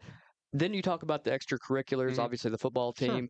We have a new basketball coach, Mac McIntosh. We have two A state girls champion in Right, golf. absolutely. You know, our girls basketball program is great. Our band and your choir just had 17 try out for All-State, and 17 made it to All-State, right? That's I mean, just unbelievable. Back in my day, Terry was still a teacher. French Well, teacher. he's still teaching halftime. Halftime French. Oh, is he really? Yeah, he told me the other day. He goes, Okay. I think this can extend my career. But we had the best band in the state back in the 70s. Tom Bronner. Tom Bronner was Tom the... Bronner graduated in 77. Yeah. So, you know, it's and a lot of Frank County people still talk. This is what I tell you about Josh and the band. So I'm fortunate enough. I travel with the team and I see other bands. There was a place that we played early in the season, bigger school than us, a lot more kids, bigger band. Okay, they came out and they played the national anthem, and that was atrocious. Yeah, it was not. No, it was atrocious. You're right, absolutely. And then, right, they go up there and they're playing whatever in the stands. They come down and they come on this field with all these flags and all this fancy stuff, and they can do all that, and I guess it sounded okay. They were facing the other way, but I told Josh, I said, I appreciate you so much because our kids, the sound is so good. It's been that way for decades. So good. Tell us about the athletic fields. You know, we got the girls softball field. I flew my drone over these other day. And now we have the auxiliary gym. Yeah. The softball field looks spectacular. Well, I think both of them, our booster clubs, field. Yeah, our booster clubs take care of those things. They keep them immaculate. Yeah. I just talked to JT yesterday, about some things that he wanted done that we're trying to do. Coach for JT him. Riddle, for the baseball team. Yeah, they just did a dine to donate up in Da Vinci's this week. And he's excited about the season, and Tracy's always. I mean, we talk softball and stuff these all the time. auxiliary gyms are spectacular. It's a game changer. Total game changer for the programs. I'm a firm believer in everybody needs to have their own space, and they've got them. And now we'll have that. So Mark and Jennifer took me on tour of the one at Western Hills. Well, it's identical. There's just a little bit difference. Our Mark said better colors. better colors. That's right. A little more blue and gold. You know, if they're even 95% the same. Yeah, they're spectacular. And this will be ready for the second half of the year. I hope it is. Yeah, I do. It's supposed to be October, and so obviously our school's built in 1958. So, right. I know there's been some talk about upgrading the school completely. Yeah, I've heard it would be built back there. I don't know. Are you just not telling us? No. Breaking news here. No. If I knew, I tell you. Yeah. I don't. I mean, really, for a school that's as old as ours, we keep it in pretty good shape. And Mark he's done a great job, and he's very committed to. He is. Getting what our kids need, regardless of what that is. I mean, guys, you talk about academics and how much, like, our district has just invested a lot of money on the side, elementary all the way up through high school, on curriculum. Yeah, we're getting the new Elkhorn. Yeah, Mr. Bonder's next. Yeah, right. Bonder's next on the list, I believe. Yeah. So yeah, I mean, him and the school board are very committed to getting our kids what they need. Again, whether it be athletic fields, auxiliary gyms, curriculums, whatever it is that they need. Anything to keep them off the streets. 100%. There's just too much for kids to do nowadays that isn't, academic or sports related. Right. And I think we've all talked about this, that if you can keep kids in extracurricular activities, their academics obviously do better. And that's a testament to the coaching and to the booster clubs and the parents as well. That's one thing I say is if you provide something that is quality, you can put that wherever you want. Something that is quality, people will come because they want to be involved in something quality. And that's the one thing I tell our kids when they come in as freshmen: be involved in high school. I don't care. We've got, like I said, we have drama club. We've got clubs. I think we've even started 3 new clubs this year. That's fantastic. Driven by students. That's fantastic. So, and I just want to thank you all for joining us, Principal Chris Tracy. You're doing a heck of a job. I appreciate it. Keep it up. We are big fans, and we want to thank you for joining us here at halftime. We talk about this school a lot, and the teachers are 95% of it. Yeah, and 90% of it. Yeah, they're building. You got nothing. You have absolutely nothing in the United States without a teacher. Oh, 100%. Absolutely. Nothing. I can't say enough about ours. We've got good ones. This is probably the biggest number of new teachers that we've had come into the building, a little bit of turnover this year. We've hired some great folks, and I can't say enough about the people that we have. They work so very hard.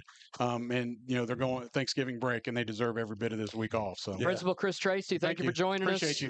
We're going to get started here. Sure thing. Great job, and we're looking forward to all the great work you're going to do in the future. Thanks. Appreciate it.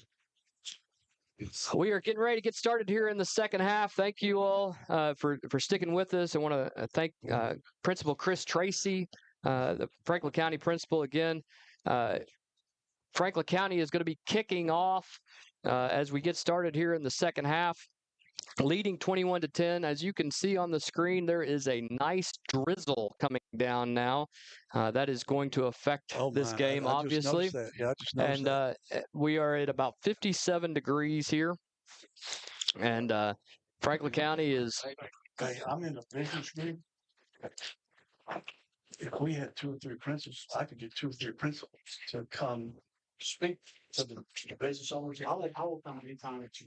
Okay. I know what I mean. Yeah, I know where you work. So it'll work. All right, man. All right. Yeah. Thank you. All right, guys. Well, I got a little dose of the locker room, and it went about as how you would expect. Is there any paint left on the wall after last week? There wasn't a lot left. Eddie's sister took her child out of there. She said, "There's no way I want my child to be anywhere near what this locker room's going to be." And you know, it's what they need to do. You're playing soft. Nobody's doing your job. Y'all can't tackle. You know, somebody's got to come out here and grab some cloth and wrap up. And so we'll see if they do it here on this first drive. They're going to have a little bit of an onside kick right there. He's going to get the ball at the 20-yard line. And there's another one of those arm tackles. Yep. He's going to be tackled by Shalom Moore at the 46-yard line, and you are letting this team hang around, which is exactly what happened last week. You know, Mark, you and I were in the locker room last week. Eddie's speech lasted, I think, 52 seconds. That's all he had to do to get into this team, and maybe he'll wake him up again. It's hard. I know for those of you who are just joining us or who are casual fans to go, well, they're winning 21-10. Why are they yelling at the kids? Because this team is better than 3 turnovers in the first half. They're coaching them for what's next. That's right. And that's not just a game. Yeah. That's in life. And that's in everything. That's right. So they're coaching them for what's going to happen next for them. But right here, they've got to get these guys on the ground. I mean, like right here, this is not the start. You know, first down on the first carry. I mean, we've got to do a better job of figuring out how to tackle somebody, because right now we're not even coming close. And he talked about, guys, I saw out there on the field, there was some palms up in the air. There was some people, you know, out there making some movements that, you know, that I didn't like. And he goes, you guys got to fix that. And we're not talking about freshmen. You got some senior leadership that needs to get their heads up. Called out a senior in there. He's going to pull the ball out on the play action pass. Get off your tackle. He's going to run the ball. He's going to gain about 1 yard off that one. He's going to run out of bounds. 11:16 remaining. He's going to take the ball to the 42-yard line. It's going to be 2nd and 9. They're saying he didn't gain anything on that. So they're going to give him 1. I just checked the weather radar. It looks like this rain's going to be with us the whole second half. Well, got to be prepared for all weather at this point. You all can see it on the screen there. 11:16, clock has stopped. 2nd and 8. Daniels is in the shotgun. He's got Renton to his right. Ball's going to be a little bit more slippery. He throws his sidearm. That's an incomplete pass. Don't throw no flags. The crowd was wanting to, because he started to pick the ball up. He started to pick the ball up. Crowd's wanting intentional or some type of unnecessary roughness, and the kid's trying to play the ball. They're all still running for the ball. Yeah. There was nothing untoward there. It's going to be 3rd and 8 from the 41-yard line. Another big play. We talked about this, and I had said this earlier in the day. I kind of hope County got the lead at halftime, and they just started pouring, and that's exactly what is happening right now. That rain, it's not a mist anymore. It's coming down, and it is affecting this game. 11:12 remaining. 3rd and 8 from the 41-yard line. Daniels hikes the ball, and he's going to hand it off to Renton. He's not going to get much at this point. It's going to be 4th and 6. They're going to have to go, guys. They're going to have to go for it. They're down 11 points. You're playing for a chance to go to the Final Four, and you've got no choice here. You got to go. It is going to be 4th and 5 from the 38-yard line. Daniels is going to be in the shotgun, and he has got Renton to his right. County has got to bow up here and get a stop. They are in the 3-4 defense. They're going to pass, and they've got him. It's going to be a first down at the 29-yard line. Frustrating to watch, some of our most talented players there just giving up an easy easy first down. I don't know what we got to do to inspire some of these seniors, but they're playing like this could be their last game. They're going to have to figure out a way to turn it up a notch because that was far below Flyer football right there. First and 10 from the 28-yard line. Daniels is in the shotgun. He pulls it, and he's get him right there. Had him. Xander had him, and he's going to get loose. He's going to get it down to the 21-yard line. It's going to be a gain of 7 yards. It's going to be 2nd and 3 from the 21-yard line. Gain of 7 right there on the quarterback keeper. Boy, and it's coming down hard now. All over. 21-10. Franklin County is leading here in the third quarter. Mustangs are driving there on the 21-yard line of the Flyers in the shotgun. It was a run all the way. He's going to have the first down. He's going to take it down to the 15-yard line. It's going to be 1st and 10 from right there. Jacob Olds in there on the tackle, but just too much yardage. I mean, you're letting this guy, get 5 yards before you ever get a hand on him. I mean, it's frustrating. These Flyers have got to figure out a way to flip the momentum right here, and biggest thing they've got to do is they got to figure out how to get a turnover right here. Should they just key on the quarterback, have one player key on the quarterback? Well, Craig, maybe, but I mean, we're at that point. Franklin County trying to bend behind break. He pulled it. He's running the whole way. He's going to take it down to they're going to call him down at the 5-yard line. It's going to be another 1st and 10 from right there. And they're moving the ball quick. Yeah, they're lined up quick. They call it. We're going to get a flag right there. Yeah, that's going to be a flag on Franklin County. We can't get off the field. And, there you go. You want to shift them and bring them in, bring them out, and everything else. You've got to figure out how to do that. But you can only do that when they're doing it. When they're not doing it, you can't do it because then you're just giving up an easy 5 yards. Half the distance to the goal line. They're going to have the ball at the 2-yard line, 21-10. Last time they were down here, they just barreled right in. Franklin County, they've got. Now, they gave it to Renton last time, didn't they? Yeah, I don't know who. Number 5 doesn't appear to be on their list there. They're going to give it. They got him wrapped up, but he's going to get in. Out of the end zone. Yeah, he's going to get in. But they didn't.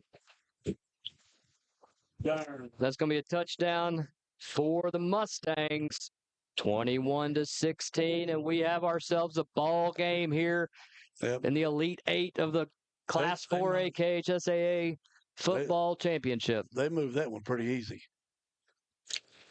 Wasn't much resistance put up. They are going to go for 2 here to try to get within a field goal. Franklin County needs a big stop on this 2-point conversion. Oh, they brought the kicker in. I apologize, ladies and gentlemen. Honestly, I think you need to be careful. Watch for the fake here, but rain's coming down. 21-16. They're going for the extra point try here. Boy, Jacob Olds could get in there and get a hand on this. Would be good. Ball is down. Ball is up. Ball is good. He's got it. And just like that, the Mustangs do exactly what we said the Franklin County Flyers could not allow happen. They come right out. They score in 3 minutes and 28 seconds. And right now, Franklin County is going to have to get some points on the board as it is 21-17. Kyle, you see down there the quarterback stretching out. Yep, their quarterback number 18, Colin Daniels, is stretching out at this point. Looks like he might have some cramping going on. He's laid on his back. End of the third quarter there. Corbin 21-7. Red Hounds boy.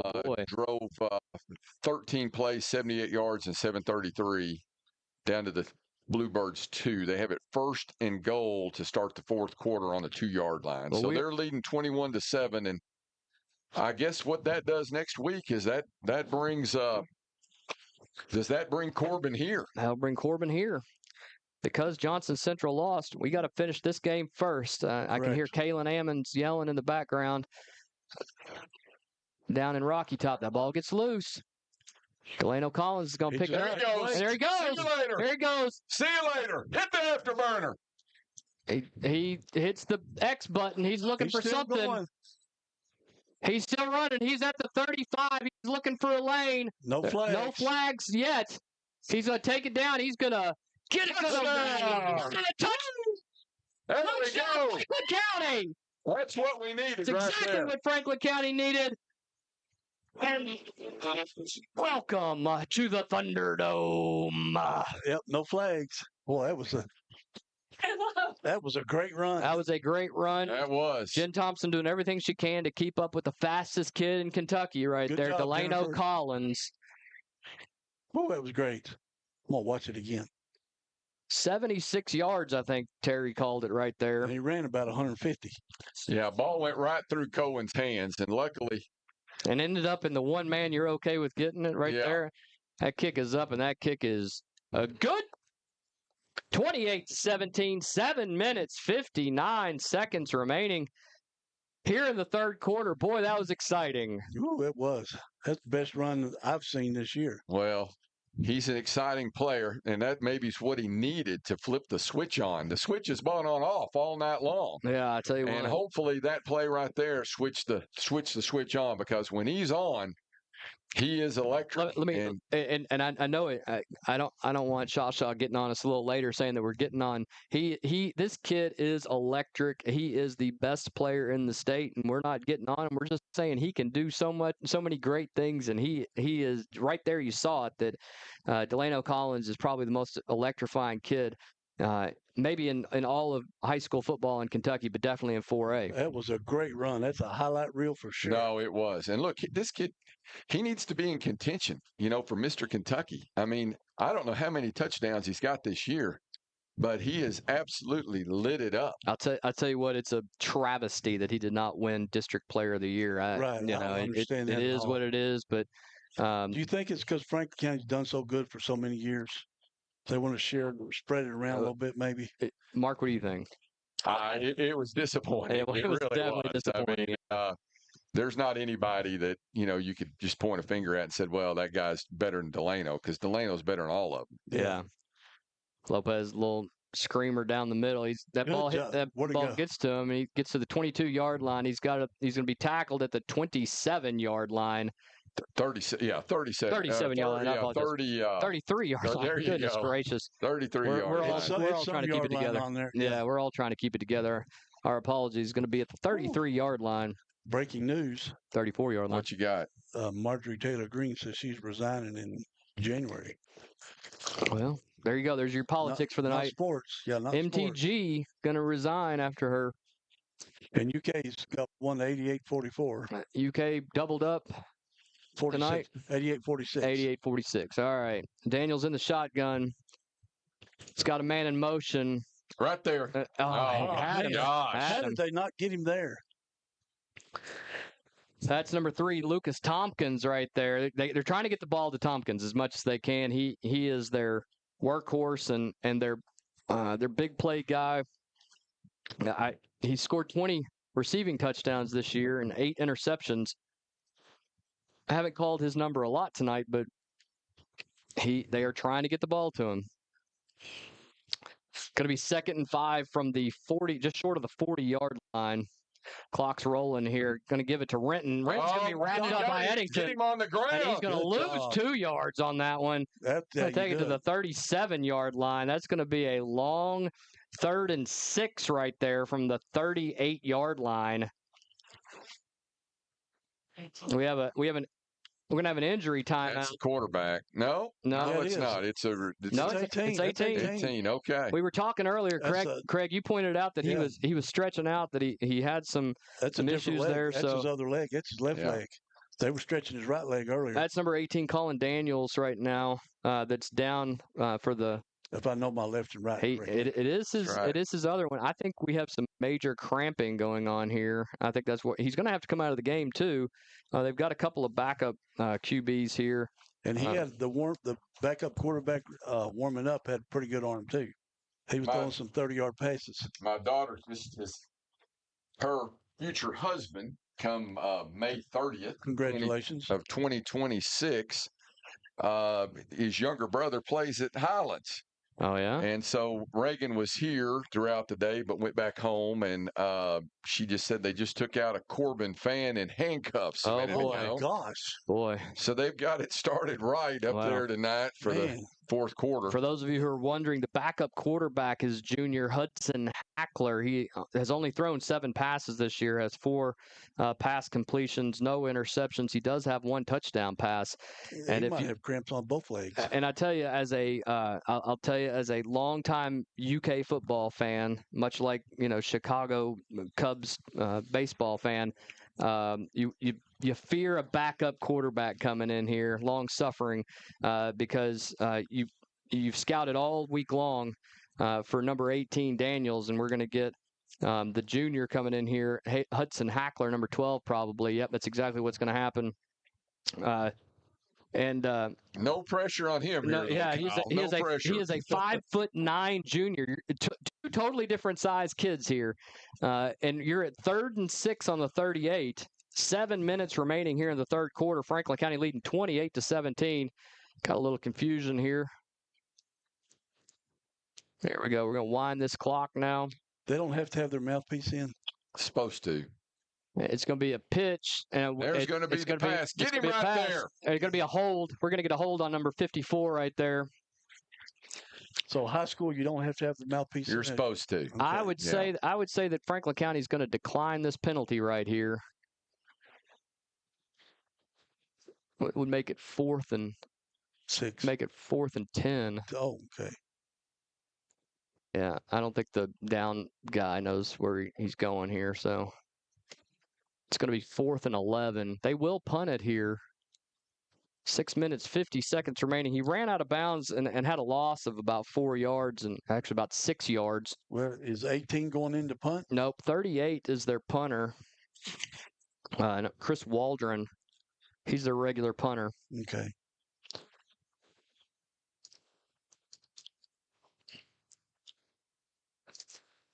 Waldron's back to punt. Obviously, got 2 guys back now. And he ran into him. They did not throw a flag. I just touched him. They did not throw a flag. He got a great bounce. I wasn't watching. I was watching to see if they was going to throw a flag. 29-yard line looks like, Kyle, where Flyers will take over. It's going to be 1st and 10 right there. Did he kick it very high? It was just on a line, and when it hit the ground, it rolled 15 yards. Okay. 1st and 10 from the 29-yard line. That's where Knox Barrett's going to bring his offense out here. Knox Barrett, a sophomore, and I will tell you right now, if he's not in the discussions next year and the year after for Mr. Football in Kentucky, then no one knows what they're doing. Yeah. Because he is a heck of a... The rain has held off. And the rain has stopped at this point. Just when Franklin County takes the ball, which we will take. Great. Knox Barrett takes the ball. He's going to hand the ball to Jack Oldham. He's got a big hole there. And he's going to be tackled at the 35-yard line. That's going to be a gain of 6 yards for the Flyers. It's where you need to impose your will upon them at this point. It's that time of the game, Kyle. It's that time of the game. They turn them thoroughbreds loose, don't they? That's right. You know a little bit about that, don't you, Mark? Knox Barrett, he tries to get a quick snap or a quick count, see if anybody jumps. They don't, and he looks over to the sideline. He's going to reset his offense. 2 men to the left, 1 man to the right. Jack Oldham to his left. Got a tight end there. He's looking over. He's going to pass. It's going to be.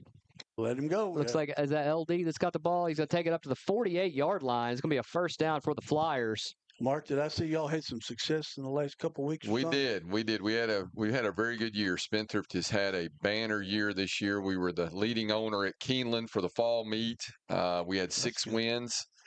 And then, I would like to thank you for giving me the 8th horse on the 8th race a few weeks ago. Won a little money on that. Well, we've had a very fortunate year, and Ted Noffey, our 2-year-old that had won all of his starts, had won the Breeders' Fraternity at Keeneland, went out to the Breeders' Cup and got the money. He's 4 for 4, 3 Grade 1 wins. We just, pray he stays healthy and hopefully gets us to Churchill for the first Saturday in May. Second That'd and be 6 great. from the 47. Knox Barrett looking. He's going to have Cohen Taylor out there. He's going to be fighting. He's going to be right there at the first down marker, and they are going to give it to him, I believe. Let's see. My niece worked at one of the horse farms right when she got out of school. I don't remember which one. Well, you got to know those things. You're in Kentucky. First down from the 40-yard line for the Flyers. She wouldn't let me get on the farm. I said, "Well, you know somebody." 28-17. Is that secret stuff there? I guess. No. 28-17. Franklin County leading. They have a first down from the 40-yard line. Knox Barrett in the shotgun. Cohen Taylor in motion. He's going to hand the ball off. Great handoff to Jack Oldham right up to the 30-yard line. It's exactly what we were talking about. That's going to be another first down, Franklin County.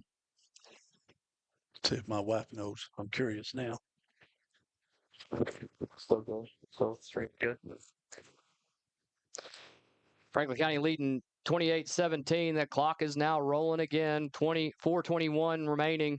County setting up at the 30-yard line. First and 10 from the 30-yard line. Knox Barrett in the shotgun. He is going to probably just hand this ball off. That's going to be Tegan Crowdis. Tegan's going to run over somebody. He's going to take it down to the 21, call it the 20-yard line. Carried them for about 4 yards. Carried 4 guys for about 4 yards. They're going to give him another first down. She worked with the horses in the barns. Okay. As a vet, vet tech or something. I forget while she's at school.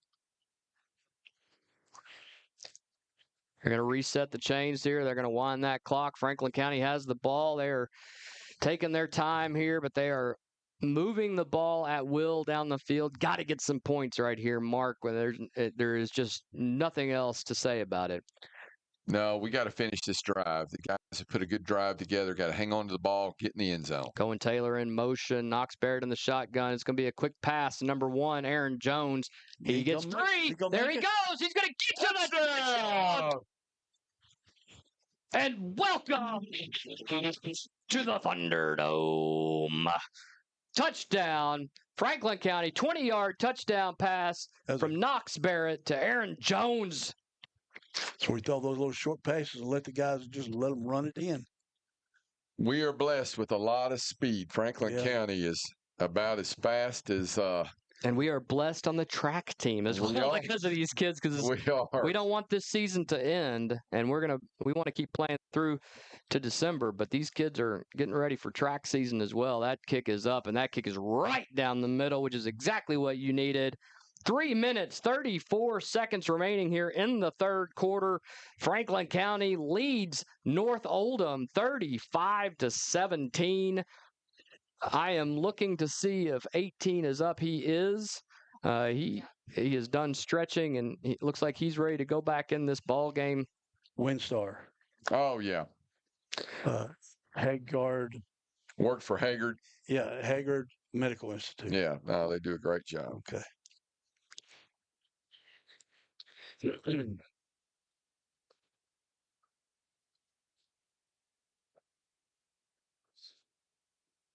Corbin is up 27-7 in the fourth quarter.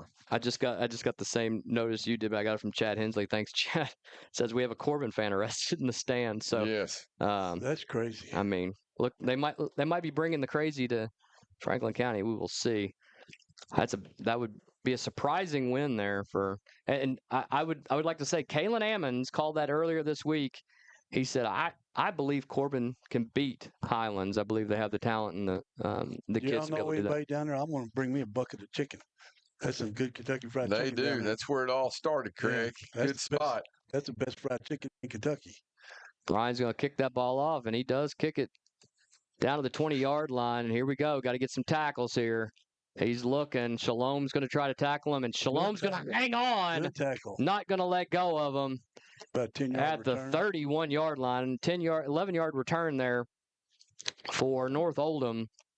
Number 18, Colin Daniels is back in the game. Their senior stud quarterback is coming back out here. And Kalen's calling the plays. 3:26 remaining.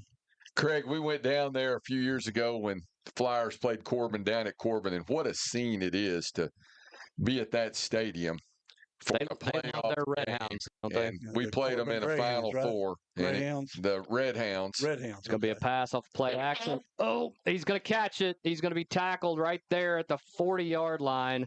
They're going to give him the first down. That's a generous spot, but we'll go with it. It's going to be 1st and 10. Now we have another man down. He's slow to get up. That's going to be number 0, who is not on our play call here. He's going to limp off the field. This is the up-to-date roster, supposedly. Well, Late in the season, you got a bunch of kids that start playing, have ruined a particular jersey, and they're changing it out. But Daniels is in the shotgun, 2 men to the right, 2 men to the left there on the left hash mark. He is play action pressure right there. Had him. Got to get him. Jacob Olds is not going to let go of him, though, and that's going to be a gain of a lot better tackle. Right at 4 yards. A lot better tackle. 3 yards. Going to make it 2nd and 7. They went low on him that time. 2 minutes, 36 seconds remaining. It will be 2nd and 7 from the 45-yard line of the Mustangs as they are driving here. Colin Daniels in the shotgun, Ronan Renton to his left. They're going to hand the ball off, and he's going to get the first down. He's going to go right up the middle. He's going to gain 11 yards off that one. It's going to be a first down for the Mustangs. Owen Taylor got the tackle there. Got past the first level and into that secondary. That's not what you want to hear when you see running plays. You want to, if anything, your linebackers get them, but he just went through about untouched. I mean, just arm tackles again. 1st and 10 from the 44-yard line for the Mustangs. Ball's loose. Get the Jacob Olds has that ball. I can tell you right now. Yeah, is that 44? I don't know how they call. I don't know how that happened. I have no idea how that happened because Jacob Olds fell right on it. But good on him for getting it from him. It's going to be 2nd and 10. Darn. From right there at the 45-yard line. 2nd and 11 from the 45-yard line. That would have been huge for the Flyers. They're looking to the sideline. Well, I thought we had it. I did too. I thought Jacob landed right on it. And in a scrum, you're not going to out-hustle Jacob, but that ball just had to bounce the right way, it looks like. 1:08 remaining here in the 3rd quarter. Franklin County almost jumps off sides, but they don't. Mustangs look to the sideline. Colin Daniels. They were faking a blitz, weren't they? They were bringing the blitz. They were bringing the blitz, okay. And I think and now we're going to get a delay a game. All right. Back it up to 2nd and 16. It's going to make it 2nd and 16. It's going to put them right at the 50-yard line. So they almost got Franklin County on the offsides, and they fooled themselves there a little bit. I think it might have messed with them with that fake blitz.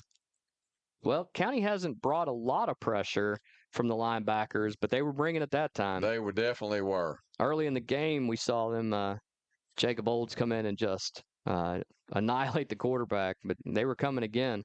In the shotgun is Daniels. 3 wide on the right. His throw. Daniels is moving to his right, and there's Jacob Olds. Man, he got stood up. That's going to make it 3rd and 3. Cramping. Oh, I apologize. I'm seeing this guy right here. It's going to make it 3rd and 12 from the Flyers' 46-yard line. They got to get to the 33-yard line. Quarterback's limping again. It's going to make it 3rd. They're saying 3rd and 12 from the 46.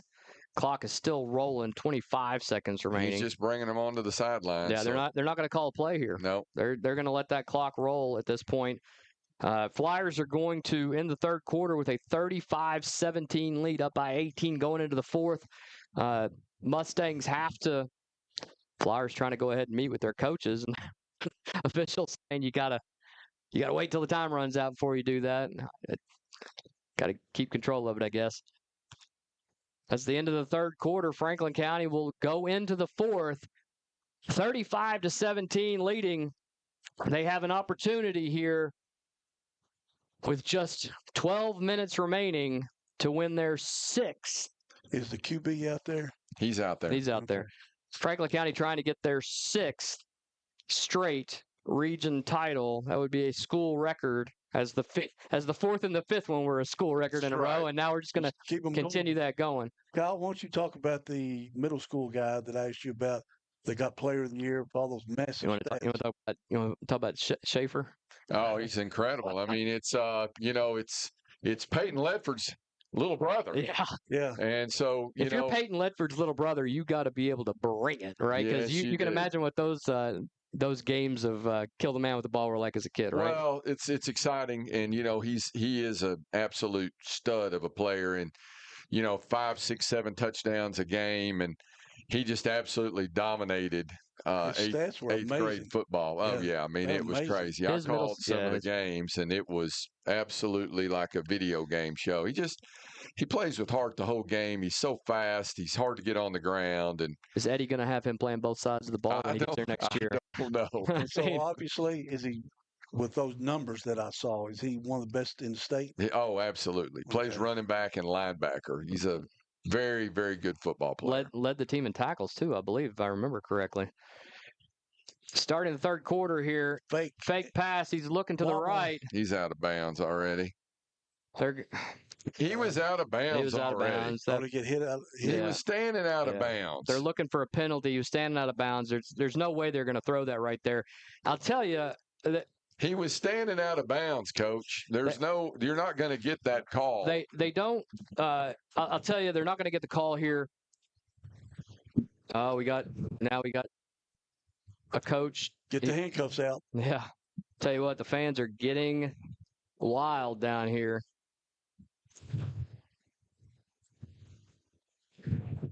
It's going to make it fourth and a long 12. A lot of fans standing up over here. Shalom's got to look at that ball, though. I mean, he could have avoided all that nonsense if he had just looked at the ball. He was out of bounds. Yeah, he was standing out of bounds when Shalom hit him. The odd part about that is he threw it overhanded. He did not throw that kind of 3/4 sidearm like he's been doing. 4th and 12 from the Flyers' 46-yard line. Big play. He's going to roll to his right. He's looking deep, looking. It's going to be, man! Oh, he dropped it.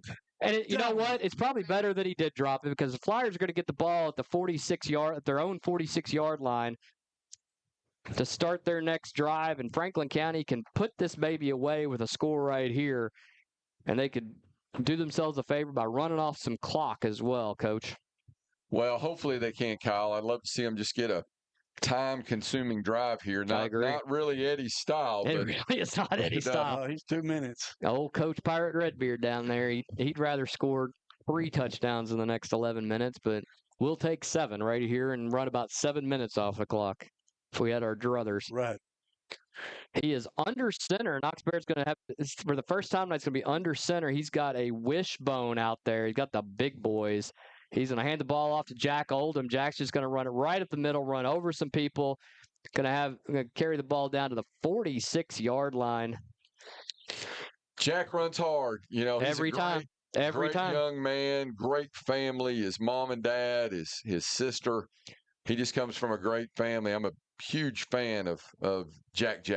Jack takes us down a gain of 8 yards. It's going to be 2nd and 2. And the wishbone again. Give it to the big man. Give it to Jaden Samuels. That's going to be a first down for the Flyers. Going to take it to the 43-yard line of the Mustangs. Yeah. Why is the clock not running? Because it was first down. Now they're going to wind it. Jaden Samuels, haven't called his name tonight, but big part of that running game. Great defensive player, great extra man you can hand the ball to. Runs like Christian Moore did. Going to get you the yards you need. Christian got a clean bill of health now, so he does. He's ready. He did, yes. His dad said he's participating now in all the practices, and he's not sure. Jack Oldham's going to be up. He's going to take it down to the 30-yard line. That's going to be another first down for the Flyers. 10:45 remaining here in the fourth quarter.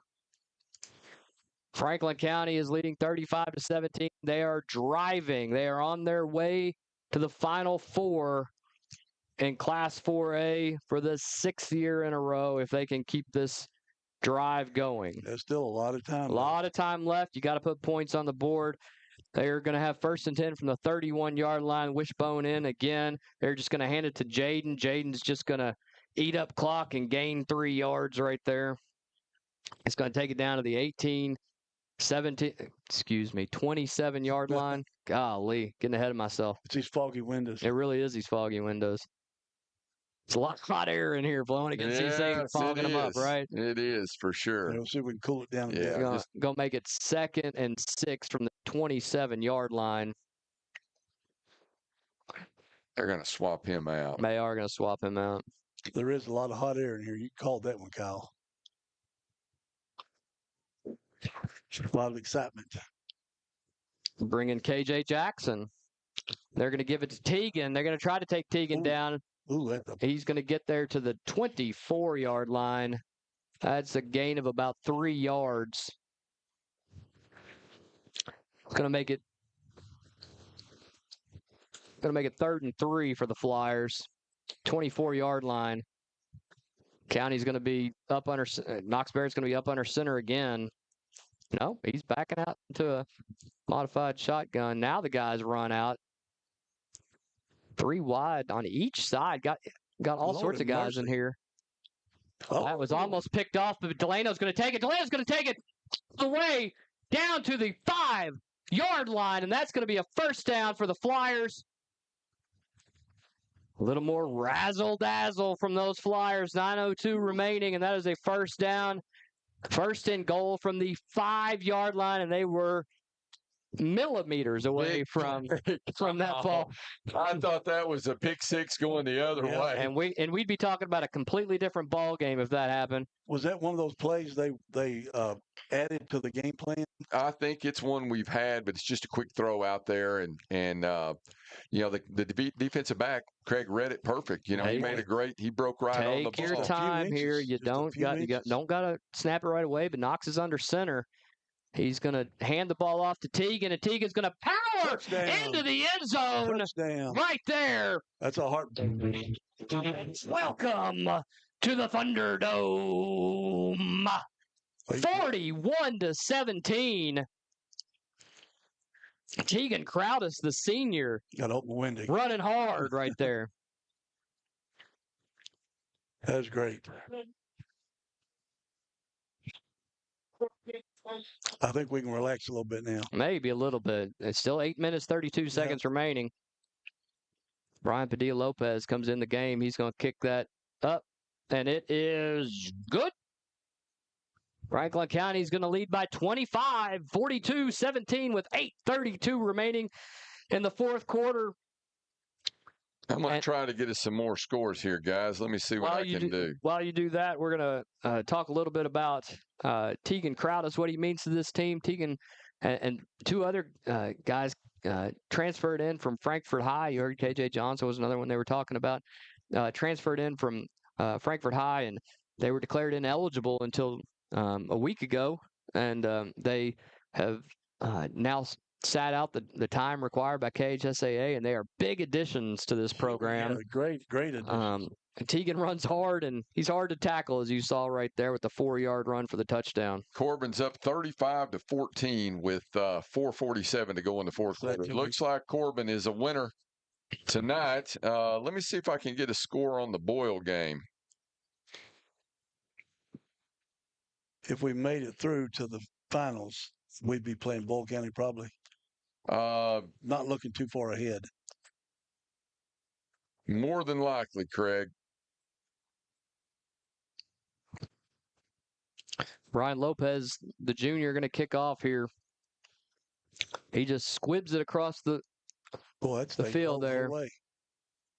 He gets tackled at the 35-yard line, and that's where the Mustangs will start their next drive. Got some hanging heads over here on the Mustang side for the first time tonight. That last drive was a killer for them. Yeah, I've had a Boyle County fan ragging on Franklin County all year long. Well, if we play Boyle County, we will see them at Clickless Stadium. Yeah.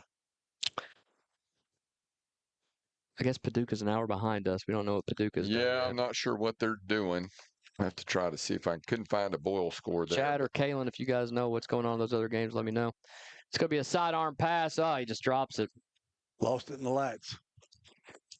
Rain has held off here in the fourth quarter, late in the third and the fourth. We haven't had any rain. We've been kind of lucky in that sense. It happened the right time for Franklin County. They did not have to deal with a lot of rain while they were on offense. It played to their advantage, but you got to be ready, like we said earlier, for all types of weather. It's going to be 2nd and 10 from the 35-yard line for the Flyers. They are looking 2 men to the right, 2 men to the left. It's going to be a handoff to Renton. He's going to take it right up the middle. Good tackle. It is going to be a good tackle. It's going to be a gain of 8.5, 9 yards. So next Friday, Cohen Taylor with the tackle there. they'll play next Friday, right? Next Friday they will play here. Post Thanksgiving. Yeah, we'll host on Thanksgiving weekend. That's tough for families, but you love to see it, right? You want to play on Thanksgiving weekend. That's right. That's right. Football weekend. We will obviously have all of your live action here at Apex Media and Music. Make sure you like and subscribe to the channel so you can find the game really quickly next week. It's going to be 3rd and 2. It's going to be a handoff. He's going to get loose, and he's going to get the first down. He's going to take it all the way down to the Franklin County 45-yard line. Yeah, we've got 240 people watching. Not really, but we need some likes, folks. We only got 8. Yeah, make sure help us out a little bit. Make sure you hit that subscribe button. It means a lot to us, and will go a long way to helping us be able to provide these games free of charge to everybody. For all of you all who are joining us for the first time, Kyle Thompson, Craig Blanton, and we got the horse expert himself, Mark Toothaker, here with us. And Mark, how Luke wrapped up his first year. Luke had a Colorado. Great year out there. He's at prep, and exactly what he needed. He needed to learn how to be a student. Had a short season almost. But he played extremely well. He had a couple of strip sacks. One they scooped up for a touchdown. He got a safety. He blocked a couple of extra points. It's fantastic. He really is playing his best football. But the thing we're most proud for him is he's learning how to study. And that was very difficult on him in the beginning. He was frustrated, but when you go to an academy, it's a different level of education. You're adding standards. You're adding a whole different standard of life that college kids don't have to deal with, and we thank your family for his sacrifice and your all sacrifice as well. So we're very, very proud of him. Logan County is beating Paducah Tillman 20-14 at halftime. Oh boy, that is a big one. So we got another half to go, and Paducah Tillman's going to get the ball to start the second half. But right now, Logan County has got the lead, and they're a half away from moving on. We are 3rd and 10 right now for the Mustangs. So Statman Chad, is that who y'all are talking with? Yep. Okay, he's been posted on our page now. He must be watching. Ethan Hager, looks like Corbin. Information I am hearing right now from Kalen that we are going to end up with the winner of Paducah Tillman and Logan. I thought they were going to shuffle that, and that's going to be into the ground. That's going to be 4th down coming up. 6:08 remaining here in the fourth quarter to reset things. Franklin County leading 42-17. This will. If they don't get it here, this might be their last hurrah. They obviously are going to go for it here. Now, will Luke specialize in anything in Air Force? Well, he's got another year or so to make his mind up, and so he's contemplating a lot of stuff. We've talked about Space Force, and he's talked about being a pilot. But he's not too tall to be a pilot? No. The dilemma is if you're a pilot and they send you to flight school, you have to that's going to be a first down. Oh, man. What was that? That was a poor tackle by Lane Brock, and he'll hear about that from not only Eddie but his dad. Yeah. They'll get on about that. Ducks. Yeah, they've done pulled him out of there. That's one of those wounded duck passes we saw on the video. So 5:50 remaining. That's going to be a first down for the Mustangs at the 19-yard line of the Flyers.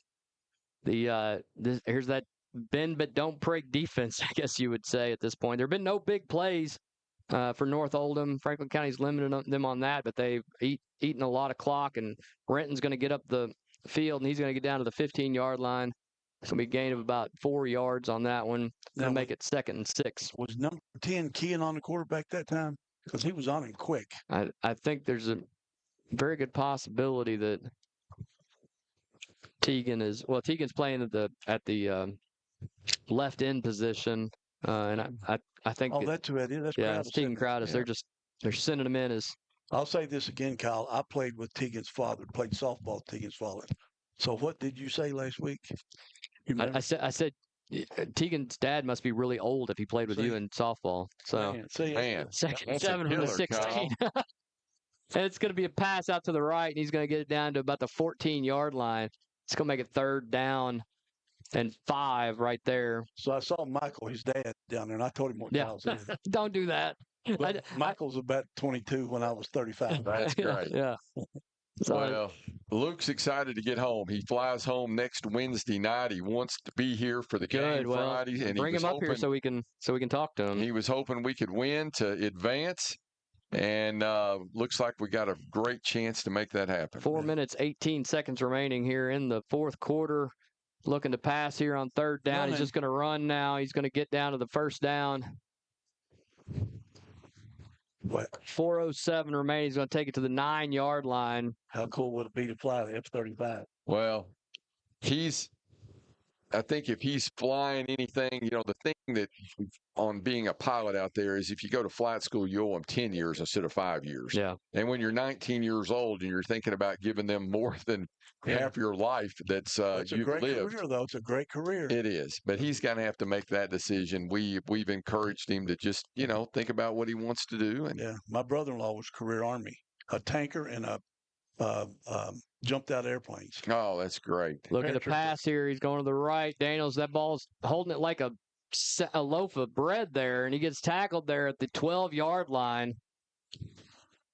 It's going to take it back, loss of 4. It's going to make it 2nd and goal from the 12. Great play there for the Flyers. Yeah. Exactly what they needed. Bring the heat. Loss of 5, correction, 2nd and 13 from the 13-yard line. Clock is still rolling, 3:07 remaining. And run, baby, run. Yeah. 2nd and 13. Daniels is going to hike the ball and right up the middle. Up the middle. He's going to be tackled right there by Cohen Taylor. Did the ball come out? Did Cohen take the ball away from him? I don't know how they're saying he was down when Cohen never went down and he has the ball. So that's a strange call by this crew. And he's hurt. Who? They're number 28 for them, Brody Dressel. Yeah, he twisted. Did you watch it back here on this? Yeah, just did. 2 minutes. Did it look like it was loose? No. I don't know how Cohen didn't go to the ground but ended up with the ball. And they called him down, but okay. 2 minutes, 19 seconds remaining. It is 3rd and goal from the 4-yard line. Bounced out late. I think he was on the ground when it come out. He's looking to pass. He's going to throw, man, wide open in the end zone. That's going to be a touchdown. No, we didn't need that. Now we're just going to run the clock, right? We got to get our hands on this onside kick coming up. Now, will they do last week and snap it with 30 seconds left on the game clock or run it down to 5? They're going to go for 2 right here. Would make it 42-25 if they get this. Denny and Eddie love to stop these 2-point conversions, so this is going to be big going into next week. He's looking. Got a hand up to stop them. Man's wide open. Gonna get it. Did they get it? They got it. They got it easy. There wasn't anybody around him. He just got behind our guys. 42-25 remaining here in the fourth quarter. Franklin County is leading North Oldham 42-25, 2:06 remaining in this ball game. You got to give North Oldham a lot of credit. They got down. They could have hung their heads, but that's a great drive for them right there. They worked the ball down the field. Quarterback did a good job making decisions on where to throw it, and they got it in the end zone, got a 2-point conversion, and they're playing this thing out. And much respect to North Oldham. Just they had a fantastic year this year, and all you can do is congratulate Coach Brock Roberts on the success that North Oldham has. And, these Mustangs, they're an up-and-coming team, and very exciting to see what they have going on over there. There's actually a lot of stuff, Craig, in the horse business over in Oldham County. A lot of horse farms over in Oldham County. All right, this is a big onside kick right here. Franklin guys got their hands team, although their team is always the hands team out there. Really. Ball is kicked high. They get it. What was it? He got it. He get it? Oh, okay. Sure did. He got it. That was a perfect onside kick in high school football, and you rarely see one that good. That was amazing. That ball bounced up perfect. We still have a ball game here, ladies and gentlemen. 2 minutes, 6 seconds. Not a second came off that clock. And that's pretty amazing. North Oldham has the ball on Franklin County's 49-yard line. That may have only been, if I can remember, the second lost onside kick of the year for Franklin County. That was impressive. It took a heck of a bounce. And, their kid was way up in the air to be able to catch it. There you go. All right. 1st and 10 from Franklin County's 49-yard line. Yeah, that bounce was just perfect. Looking deep. Looking deep. Right there. They got to tackle him. Damn. That a way to go. That's Aiken right there. Shamari Aiken with a big-time tackle, and that clock is rolling. I love seeing with a loss of 7 yards on that play. That'll make it 2nd and 17. From the Mustang 44-yard line, clock is rolling. 1:39.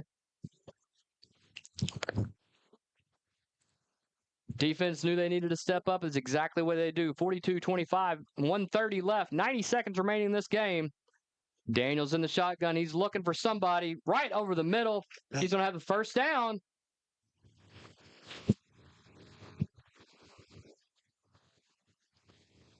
Oh, they're going to say he's short by a yard. I was going to say the clock's still running. Which actually is great for Franklin County because the clock is still rolling. It's going to make it 3rd and 1 from the Flyer 40-yard line. We have 60 seconds remaining here in this regional final game. Little pass over. Oh, he didn't have possession. Didn't have possession. Darn.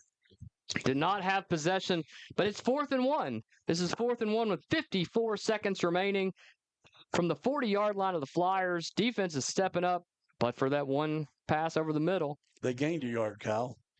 It's on 40 now. It's amazing things happen, right? They do that. 4th and 1. This will effectively end the ball game if Franklin County can stop it here. 54 seconds remaining. Daniel's in the shotgun. He's just going to run it right at the middle. I don't blame him. That's going to stop the clock with 49 seconds, but 40 at the 48-yard line. But that clock's going to wind here in a second. They're going to call timeout. That is their first timeout of the second half. Let's see. Space Coach Jeffrey, our friend Jeff that was up here, he said, let's see, Craig, I'm soaked down to my underwear, so I'm watching the game at home now. Let me, and Cookie Glue said switching to the Logan County Paducah game. So let me reset for everybody here. Because Corbin looks like they're going to, or did, upend Highlands they here. They definitely upended them. That reshuffles things. We don't get the winner of that game now because Highlands would have been the team that would have come up here. And Corbin drops down. We're now going to get the winner of the Paducah-Tillman and Corbin game, of Logan County game. And if Paducah-Tillman wins, we are going to have a rematch of the state championship game live here. Yes. Kaylin Ammons. All right, we're going to add Kaylin Ammons to this call here, everybody. Kaylin, can you hear us? Yeah, I don't know how far behind I am, but if Corbin wins, then we get the winner of Paducah-Tillman and Logan. All right. Well, you heard it there from. What's the score? If you it's over at this point. That pass is incomplete at that point. There's going to be 43.5 remaining in the game here. Kaylin, so far Franklin County has played their game in the second half. What corrections did you see? You look like I haven't watched the entire game. I don't care about you, basketball. I care about Franklin County. So tell me what you saw from the changes from the first half to the second half. Well, we try to do too much, try to get too cute in the first half. And when we started running the ball at their faces, North Oldham is North Oldham. Here's the deal. They're a bunch of kids from Oldham County. They're a bunch of It's going to be a pass that pass is incomplete. It's going to make it 3rd and 10 from the 38-yard line of the Flyers there, Kayla. I know you're a little behind us on the TV. No, that's okay. Cohen Taylor with the break up there. They're a bunch of kids that are they're finesse kids, and they're not tough kids. So when you run at their faces, they're just going to give you what you want. And when we decided to run at their faces, that's what happened. They gave us what we wanted, and we just played our game. And looks like we're gonna come out with a victory. All right. Did we tackle better than last week, Kalen? Say again. I'm sorry. Did we tackle better than last week? It's going to be a hand. Well, we could have tackled, but I don't think we could have tackled much worse than last week, could we? Well, that's why I was asking you. I don't know. I believe. Oh yeah, absolutely. I think we played better on offense. I think we played better on defense. Once we figured out that we're just going to run through their faces, we just figured it out. We just played our game, and And that's it. That's it, guys. That's it. They're not even gonna run their last play. They are conceding with 10 seconds left. The clock is rolling. Franklin County's going to win this, ladies and gentlemen. They are going to win. Good guys, win again, baby. All right. Talk to you next week, Coach. Kalen. Thank you. All right. All right. Y'all have a good one. Bye. All right, bye. You too. All right. With that, Franklin County, boy, they win an exciting win tonight. Boy, you're not kidding. 42-25 here live at Benny Watkins Field. What a game. Mark, your thoughts? Well, it certainly was not our best game that we've played all year. It looked very sloppy, but the Flyers, I always felt like they were the better of the two teams, and they got the outcome that we thought would happen. Just thought it would be a little bit of a better played, better executed game than what we saw tonight. But it doesn't matter. A win's a win, and so we're on to the next game. We're going to be right here at home at Benny Watkins Field next week, and sounds like we're going to get the winner of Logan County and Paducah Tillman, and they're having a great game. It's 20-14 at halftime, and we look forward to seeing what's going to happen. Ahead. They're behind. They're behind 20-14. Logan is up 20-14. You think Logan can pull it off? Well, I don't know much about Logan County football, but they've got the lead, and I hope they can figure it out. Logan County was undefeated going into their first game with Paducah Tillman. Lost that game.